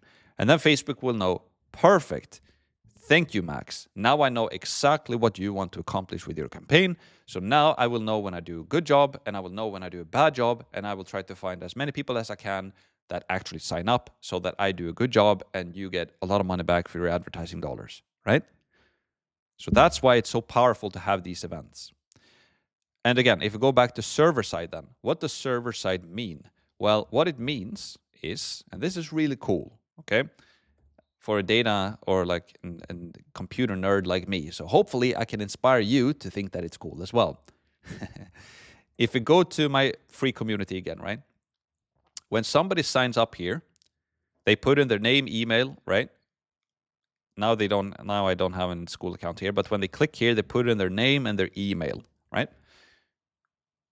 So then what Skool is doing is that they get that information into the Skool, like into the servers on the back end, right? That like it goes into Skool's servers somewhere in a database somewhere, right?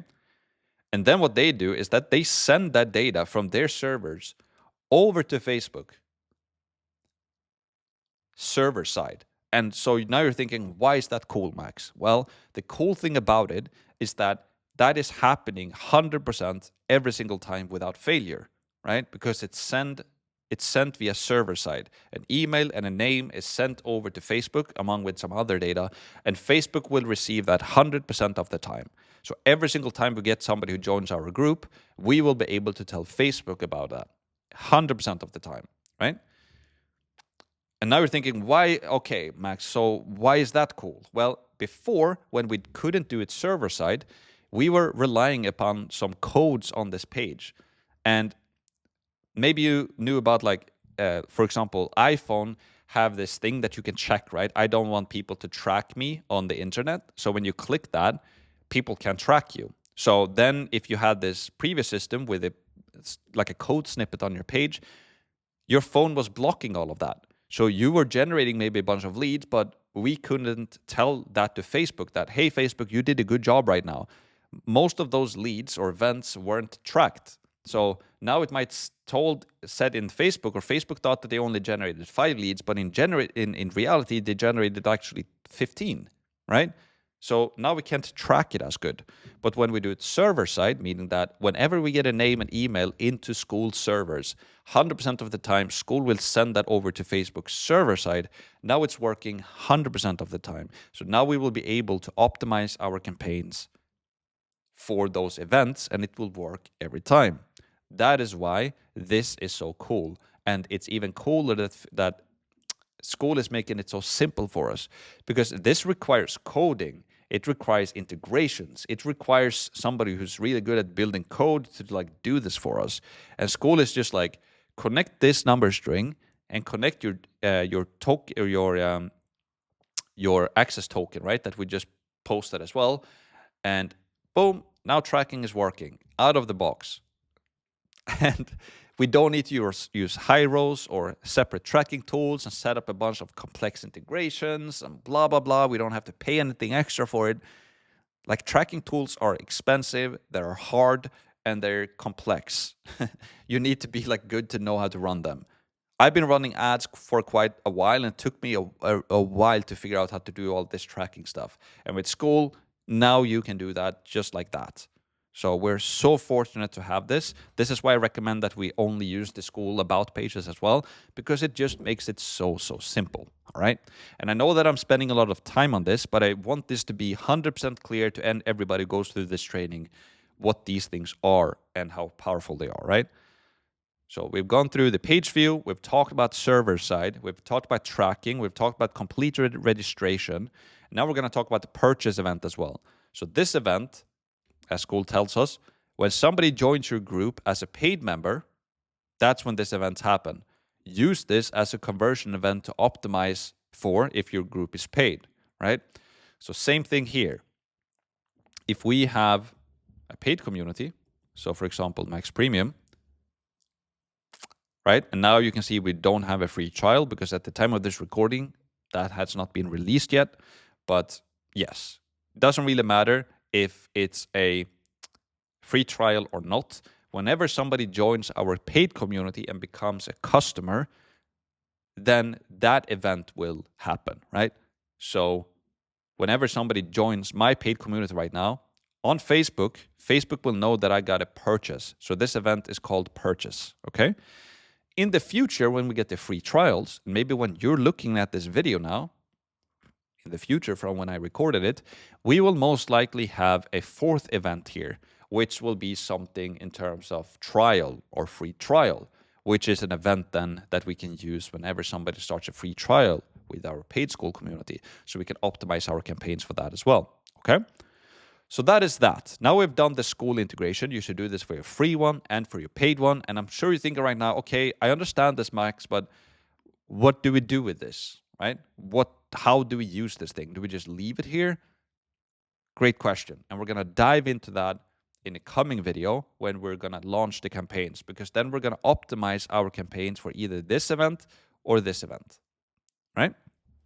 Now we just need to do the setup and take it step by step. So let's go back to the keynote. We connected your meta data set to your Skool group, both free and your paid one. We've done that. We've also added the generate access token. We've done that. And then we've also gone through the events, the page view, complete registration, and purchase. And then I say this, right? These events will automatically get created into your Meta account. So let me show you, right? Let's go back to the business manager. And I'm inside of my, right? Just to show you where I am. I'm in all tools, events manager, right? We go back to the events manager. Just have to let it load here. Hopefully it happens soon. So this is what it looks like when you open up the events manager, right? Then we want to go to data sources right here to the left. We want to make sure that we've selected our data set. And now you can see here, right? This is where you will see the events. Now, if you just did your integration with Skool, you will most likely not see an events here yet. That is because none of these events has actually happened yet. So you can see here, I have page view, I have complete registration, and I have purchase, okay? So page view, that happened 13 minutes ago, and I have had 56,000 total events since I added this. And I use this in 2 ad sets that we're gonna talk about later. Then I have the complete registration. I've had over 12,600 events. And the last event happened 20 minutes ago, according to Facebook, right? So we have had over 12,000 members to join my free community. That has been tracked by Facebook. And then finally, we have the purchase event. Here we've had 535 purchases that we've tracked from Facebook since we integrated this. And the last one happened 8 hours ago, according to Meta or according to Facebook. So now you're like, Max, I don't see any of those events here yet. Well, that's fine, because as soon as somebody visits your about page, your page view event is going to happen. It's going to populate in here automatically. Whenever you get somebody to join your free community now, the complete registration event will happen automatically. You don't have to do anything. It will auto-populate into here by itself. And whenever you get a paying customers into your paid community, the purchase event is going to be created here automatically as well. And now in the future, if we get the free trial one as well, that event will also get created automatically into here as well. So don't panic that you're not seeing this as of yet. It's going to auto populate. Give it a day or so. Continue to do what you're doing with your marketing. Get people to sign up to your free community. Get people to sign up to your paid community. And then these events are going to get created for you automatically as you progress. It might take a day max. But that is basically it. And this is also, we're so blessed with this because we don't have to do anything. It's just there. And we don't have to create them and like do anything. Like Skool just does this for us. It's so simple, okay? So this is really good, right? And that is basically it, right? And just to then give you a sneak peek as well, to show you, I want to plant some seeds into your head, right? We're getting a little bit ahead of ourselves, but I want to show you how we use these events. I want to show you what they are used for, just to bring this point home so that I can plant some seeds into your head. Now, I'm just going to go into the ads manager. You don't have to do this now because we're going to do this later, but this is where we create our campaigns, right? So now I'm just going to show you what we use our events for. So if I do maximum here, I click on create. So when we create a campaign, right? And a campaign is basically, we want to run ads. We want to spend money to Facebook to run ads. And we do that by a campaign, right? A marketing campaign, essentially. And now you can see here, right? Facebook immediately asks us, choose your campaign objective. So Facebook is basically asking me right now, what do you want to do, Max? Do you want to generate awareness, traffic, engagement, leads, app promotions, and sales? We really only want to focus on two things. We either want to generate leads, right? We either want people to sign up for our free communities, which is a lead, or we want to generate sales and customers because we want to promote our paid community. So if I create, let's say I want to grow my free community, right? I click on leads, I click on continue. Then I'm going to do a manual leads campaign. So I'm going to set this up manually. I don't need to do any presets or anything. I'm going to do a manual campaign. I'm just going to call this one a test just to show you guys, right? And then you can see here that we don't need to have any special ad categories. We can ignore that. Campaign details, yeah, it's an auction, and the objective of the campaign is to generate leads. That's perfect. A/B test, don't need to use that. I've never used it myself. But Advantage campaign budget, I normally turn that on. So here we can just tell Facebook like daily budget. How much do we want to spend per day? So let's say I want to spend $100 per day on this, right?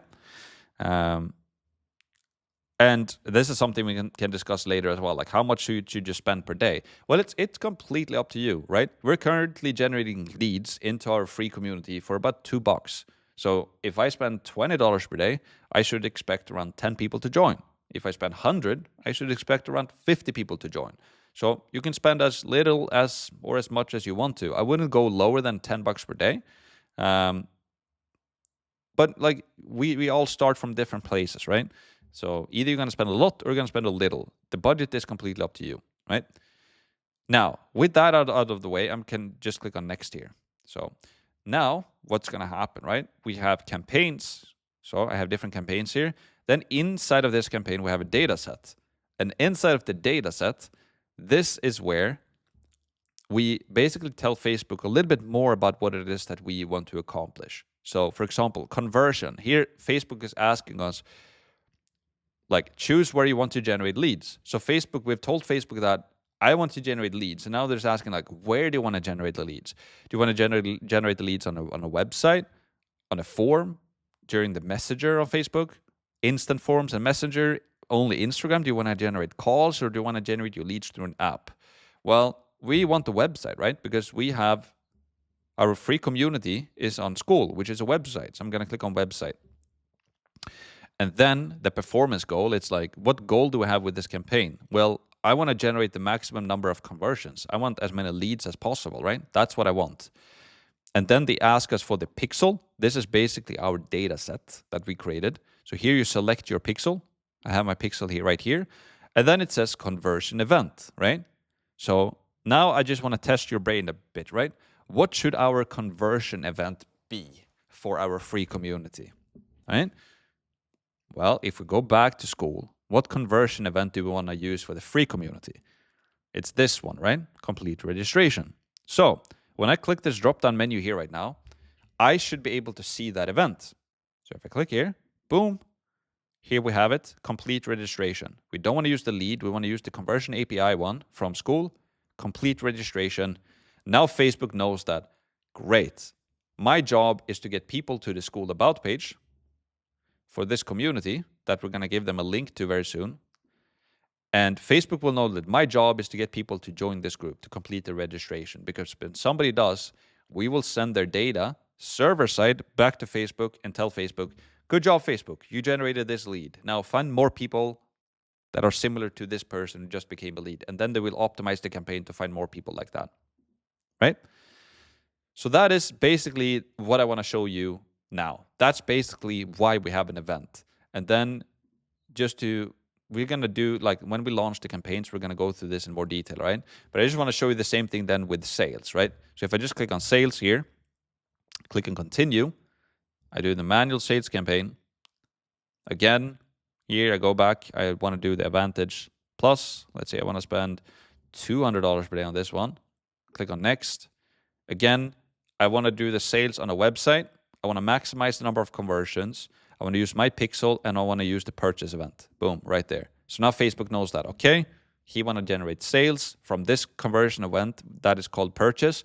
And now Skool will let Facebook know every single time we get a purchase from our paid Skool community.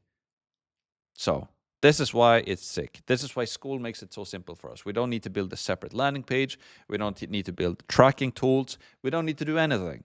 It works out of the box for $99 per month, which is insane. You get the course platform, you get the community platform, you get the landing page, and you get the tracking, and you get be able to send an email every 72 hours to your group, and you can have 10 people in there, or you can have 1 million people in there.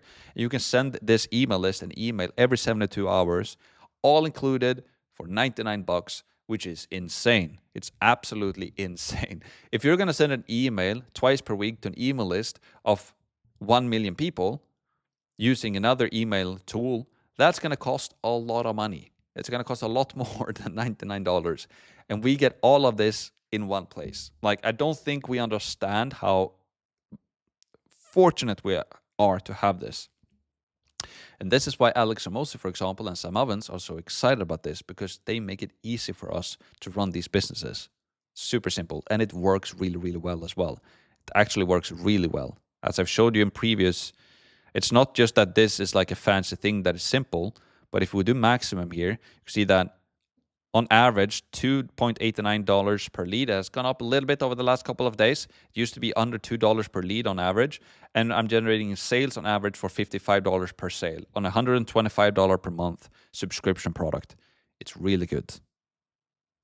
It's really good numbers. So it's not only that Skool and this is easy to use and blah, blah, blah, but it converts and it works.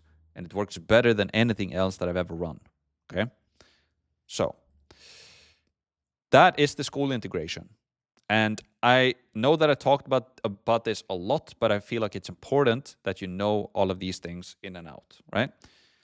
Now, the final thing we want to do is to do a Zapier integration, right? So what is Zapier and why do we use that? I'm going to show you. So we can use Zapier to get leads, basically the name and the email, sent to our CRM system, an email provider, which is high level, right? You can use another tool if you want to. I highly recommend High Level. And if you haven't signed up with High Level yet, you can go to, I will leave a link down below, but if you go to maxpearson.com/high level, you will get a 30-day free trial to High Level instead of a 14-day free trial. This is also an affiliate link, by the way. So when you sign up to this under my link, I will get a commission for that. I will get a 40% commission from you signing up. So if you do that, that's greatly appreciated. But the benefit to you as well is that you get a 30-day free trial instead of a 14-day free trial. And we've already talked about High Level in a previous episode, right? I use High Level. I think that is the best backend system that you can use. But there are a bunch of other tools out there that you can use also. That's completely up to you. So if you already have a favorite, go and use that instead. We need to be able to send emails and create autoresponders and, connect and tagging, all of that. If you already know that, do your thing with your own tool.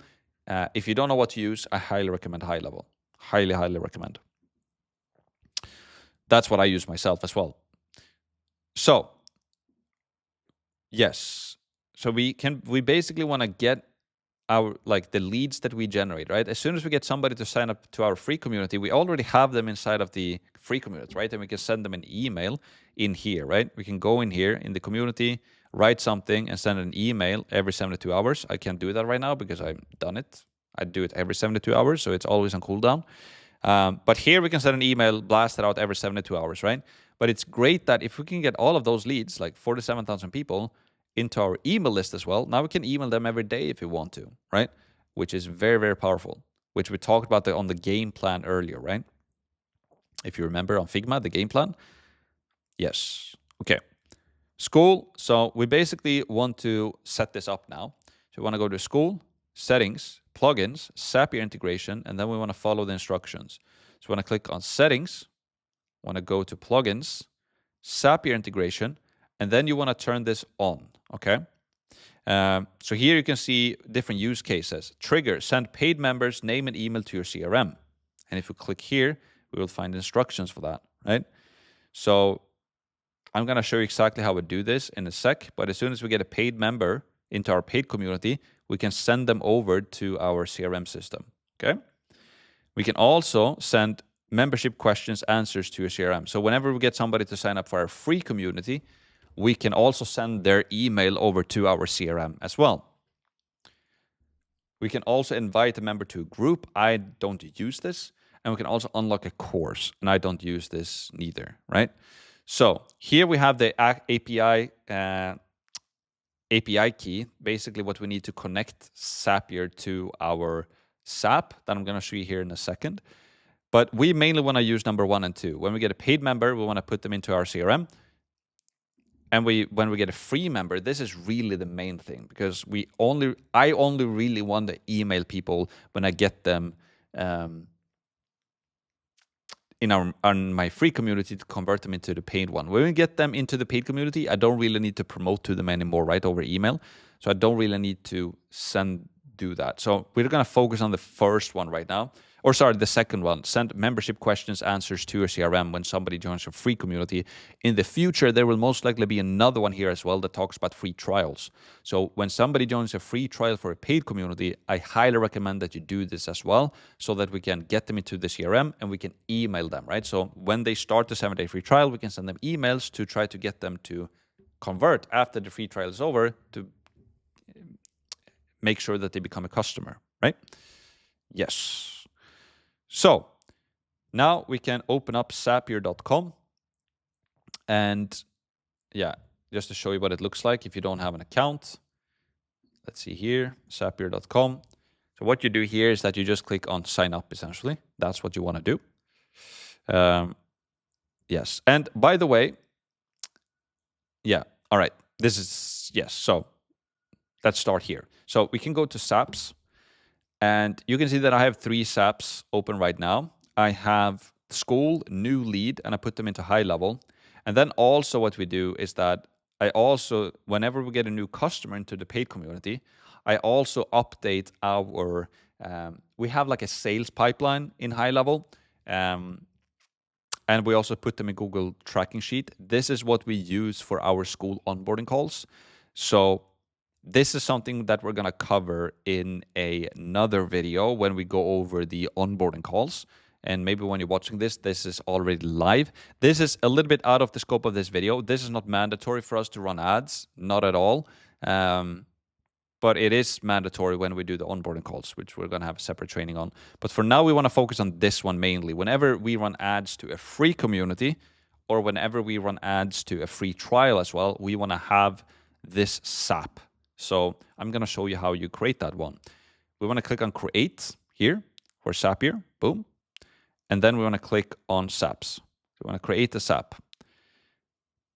Now, we want to go directly to the trigger, right? And here we want to search for Skool. And as you can see, Skool has their own Zapier integration right here. And then what we want to do is Zapier will basically ask you to connect here, right? So you can see that I've already connected Skool to my account. But the way we want to connect it is if we go back here, right? If we click here on the membership one, instructions here we'll see how it works, right? So the trigger, we search for Skool, and here later it will ask us for our, in one of those steps, it will basically ask you for the Zapier access to your Skool account, and we will need the API key and the Skool group name. I've already done this, so I'm not sure if this is going to show up again for me. If not, you have the walkthrough here of how to do it exactly. Again, you find it in the link here, instructions here. But I will show you how we do this. So we select Skool, event, right?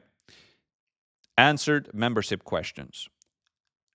So this reminds me, before we can do this, we need to have a membership question in our free community, right? So let's do that first. Let's go into the free community. Let's go into settings. let's go into plugins again, membership questions. And here you can see that I'm asking 3 different ones. I ask for email, phone number, and also you understand that you must answer all questions with valid information to get approved into the community of the course. And then they say yes or they say no. We don't actually use the phone number. So I would actually recommend against that, where I'm actually considering removing it, because we tested out the phone numbers that we could potentially call them when they join our free community. But it's not really mandatory. So I would actually recommend against that. I would recommend having their email. So you add a question, ask for their email, 100%. You should definitely do that for your free community. You don't have to do this for your paid one because we already get the email. So you don't have to do this for your paid one, only for the free one. So ask for their email. And I also think it can be powerful to tell them that, you understand that you must give us your email to be able to be approved into this community. And then you can have this as a yes, I understand, or no. So because people will still be able to apply for your free community, even though they're not putting in their email address. But obviously, we want their email address from all of them that join. And you can tailor this question however you want to. Like, it's important that you give us your email because we're going to send you a gift or send you some extra information. So you need to put in a valid email, etc., right? But you need to add those questions here first. So we need to ask them for their email at least, bare minimum for a free community. Okay. Once that is done, again, we can go back to the Zapier integration, and we have this here, and we can go back to our SAP, right? So the event we want to do is answered membership questions. Boom. Then we want to click on continue. Then it says choose account. So this is where it happens, right? You want to click on choose, and then I already have added it, but you can click on connect a new account. Then this window will pop up. And this is where we're going to put in the Skool API key. So if we go back to, let's see here, right? You have the API key right here. I'm not going to copy it right now because I don't want to reveal mine, but you're going to copy this. Then you're going to go here and put it in here. Boom, right? And so you put in the API key here, and then the group URL. So it says https://skool.com/, and then we want to put in the final part of it, which in my case is this part, max free. So I would just put in here, max free. So here we have the API key. Here we have the group name, and then I click yes, continue to Skool, and then you go through the process. I'm not going to do that right now because I already have an integration. So I'm going to just select, I think it's this one, because I have a free one and a paid one. So now we can click continue. Then we can click on test trigger. And hopefully now we will see, yes, that was the correct one. So now you can see that it's pulling in some people that have joined, and we got their data here, which is great, right? And if you don't see any data here right now, you need to wait until you get somebody, or actually you don't. But best case scenario, you've had somebody who have joined your community since you turned on the Zapier integration, and you will see some example data here. It helps if you have an example data, but it's not mandatory. So now we can just click continue with selected record. And now what we want to do is we want to choose an action, right? So now we're creating this SAP, right? We have a trigger first that we did. A trigger is somebody joins our free community and they answers our membership questions.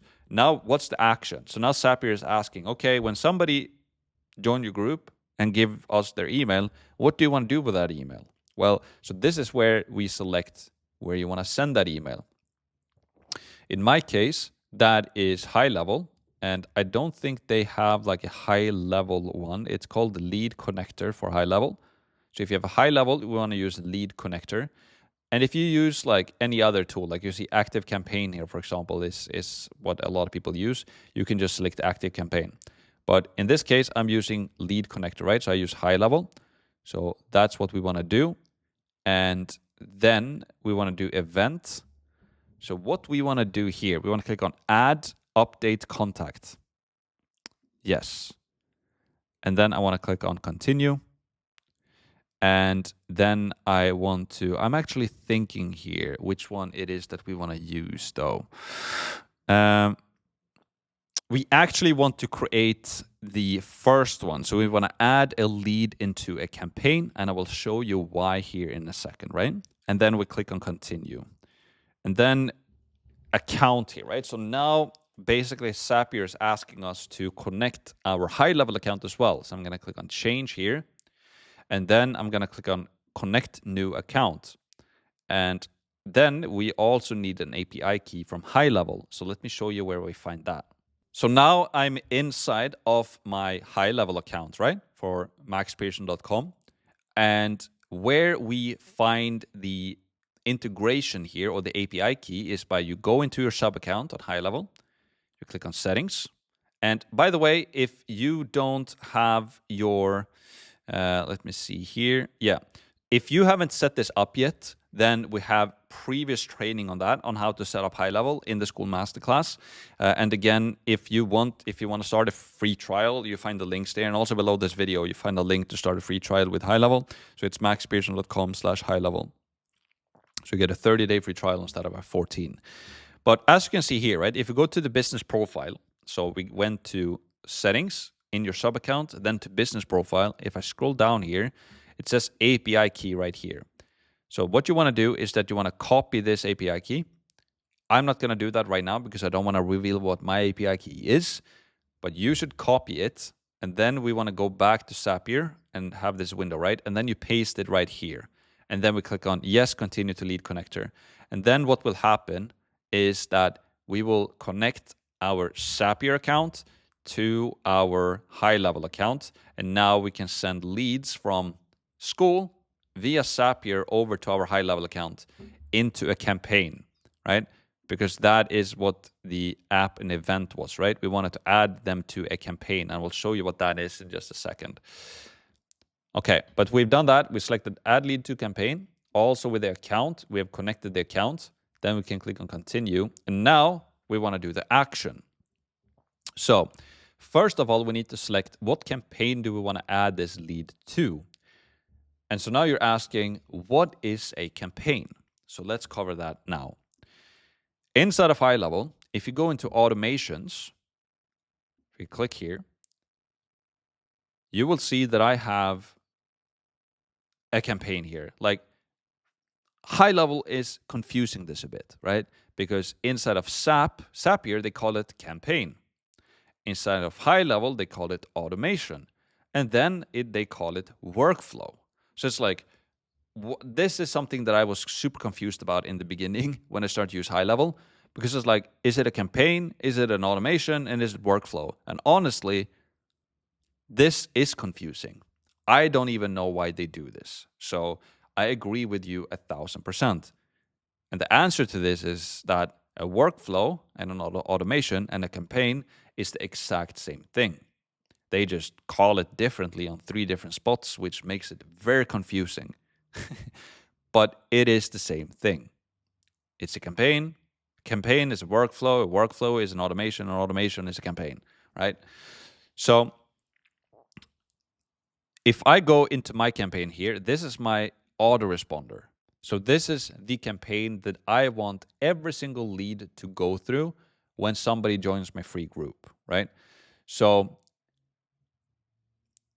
yes, so you can see here that we're basically sending an email, then we're waiting for 5 minutes, then we send email number 2, then we wait for a day, then we send email number 3, and then we do our email automation here, right? I am getting help from a copywriter team who have built out this automation. It doesn't have to be this complex, especially in the beginning. The main thing is that in my opinion, is that you create an automation where you send them an email every day or every other day for a week or so. And there's a lot of people that are complicating this and making it too hard than it has to be. So if you don't have an automation or workflow or campaign right now, we click on create workflow, and then we want to start from scratch. And you can call this one, and we went through this in the previous high-level training as well, right? In the Skool masterclass. But you can just call this one, like, for example, Max Free is my free community, right? Auto responder, right? And then we can click the plus here because we don't need a trigger because we're going to add people in here with our SAP, right? So we can just click the plus, and then I can search for email, send email. And here I can do from my name, from my email, subject line, and then what the email is going to say, right? So to make this very, very simple, I can like put this Max Pearson right here. I want to send it from my email. The subject line is subject. And here I write, this is like, hi. And then I can write here, I can click this. Where do we have that? I can click here on this 3 dots. I can click, no, where is that? Oh, here, sorry, custom values. They change places on these from time to time. But here, custom value, right? So I can say, hi, contact, first name. So now what's going to happen, it's going to say, if the lead's name is John Doe, it's going to say, hi, John. If the lead name is Sarah Doe, it will say, hi, Sarah, right? So hi, contact, first name. This is the email value. So I start each email with value, more value, more value. And then at the end, I do a call to action, right? And then I can link this call to action with the link to my free group, right? So skool.com/maxfree. And we can do new window, save. So now I have a link there to your success.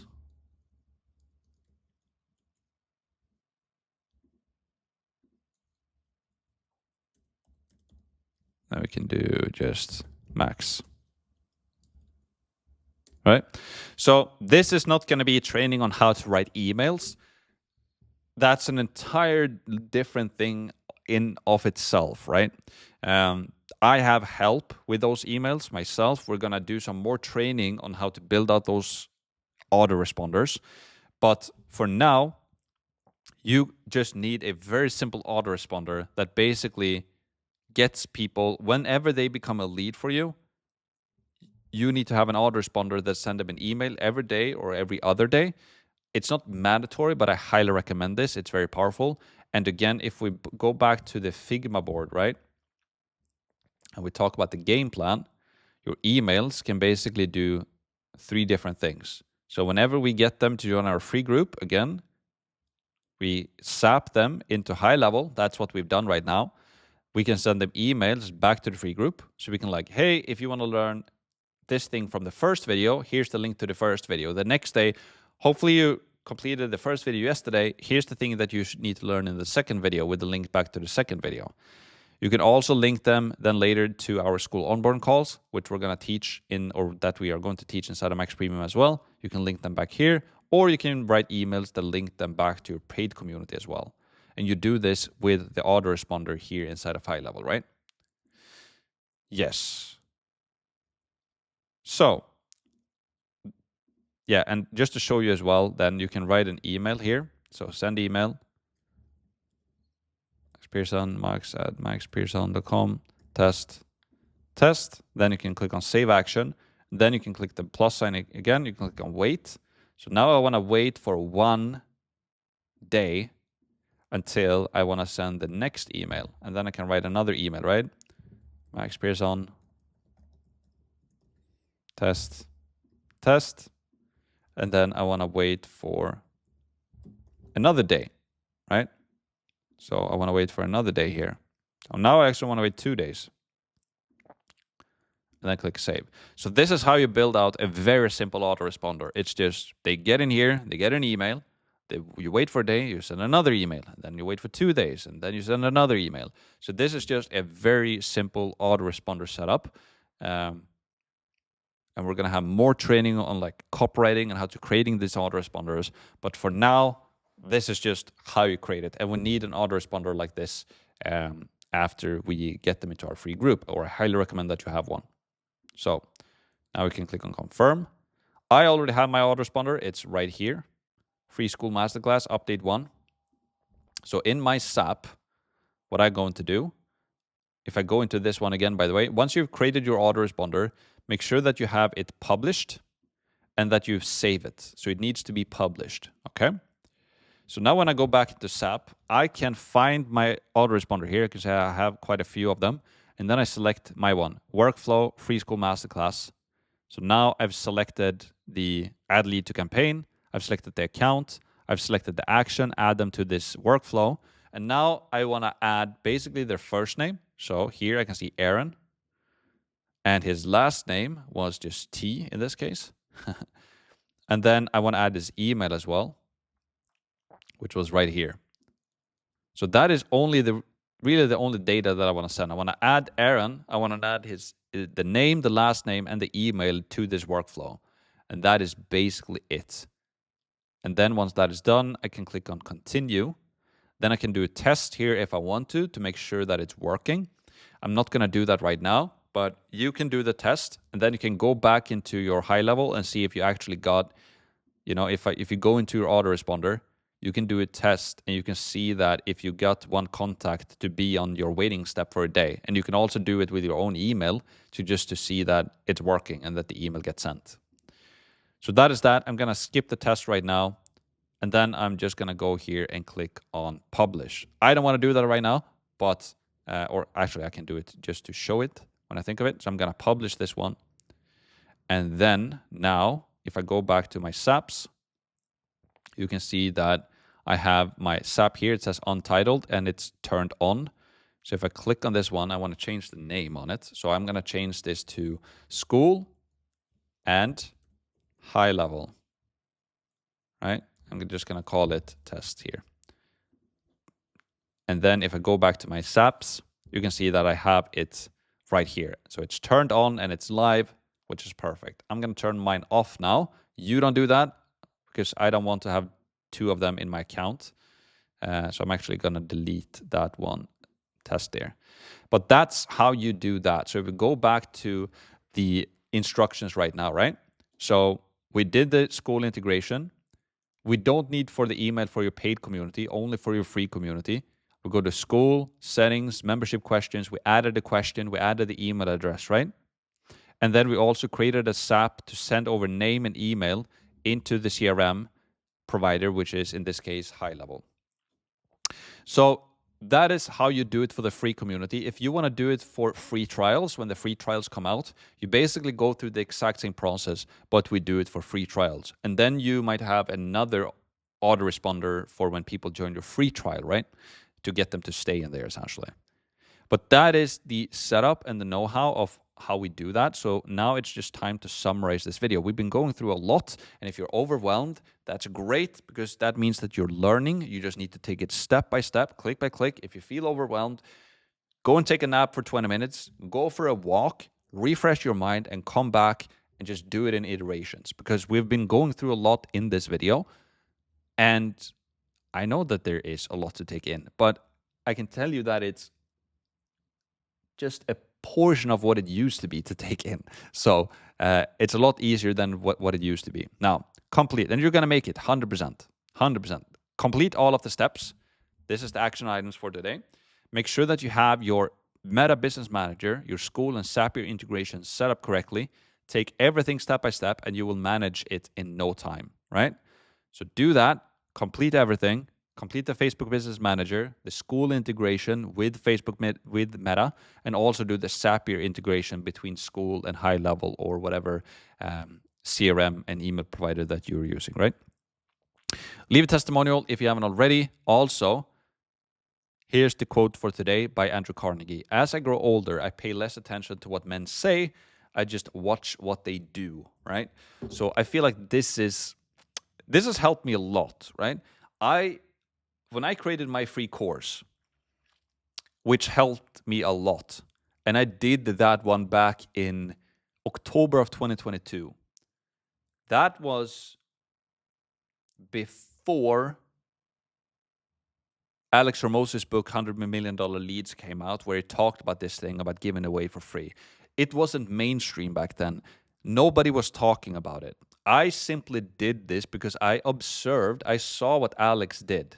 The first time I saw somebody did a free course like that was around that time, or probably a bit before that then, probably like summer 2022, when I went to accusation.com and I saw that, oh, Alex has a free course here. And he's basically giving away his books pretty much for free or very, very cheap. And it's massive value. And he gives away a bunch of stuff on his YouTube channel as well, right?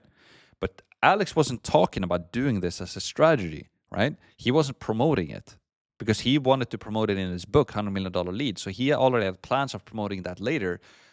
But back then, nobody was talking about it. And I also listened to Mr. Beast, who said, like, if you have a paywall on your stuff, you're stupid because you're just missing out on the potential of giving people value. And when you win by giving people value. That's how you create future customers and build trust, and that's how you build an audience. So I was observing Mr. Beast, and I was observing Alex Ramosi. And that's when it clicked for me. I was like, they use the free information as a growth strategy. So that's when I decided to give away all of my stuff for free as well. And that's when I started to plan out this system of like giving value for free and using that as a growth mechanism to get bigger reach and to create future customers and to make money from giving away free stuff. So that's why I wanted to talk about this quote today. Like, as I grow older, I pay less attention to what men say. I just watch what they do, right? Don't listen to what people say and promote all the time. Look at what they're actually doing, and you can learn a lot from that. Look at real successful people. Like, they have everything out there. What they're doing, it's out there because they're promoting it, right? So you don't have to find a YouTube video where they talk about how they do it. You can just go and check it out yourself. How do they do this thing? Join their emails newsletter. If you want to write your autoresponder now and you're like, I don't know what to write. Well, join mine. See how I do them. Everything is out there, right? Or, everything is out there. It's just, this is a great business lesson to take in, to like observe what people do. You will learn a lot from that. So that's it for today's video. Let's get to work, and you're doing amazing. And now we're getting closer and closer and closer to actually launch these campaigns. So now in the coming videos, we'll start to prepare your ad copy and your creatives, and then we will launch this thing. It's going to be a lot of fun. See you in the next video. Let's go.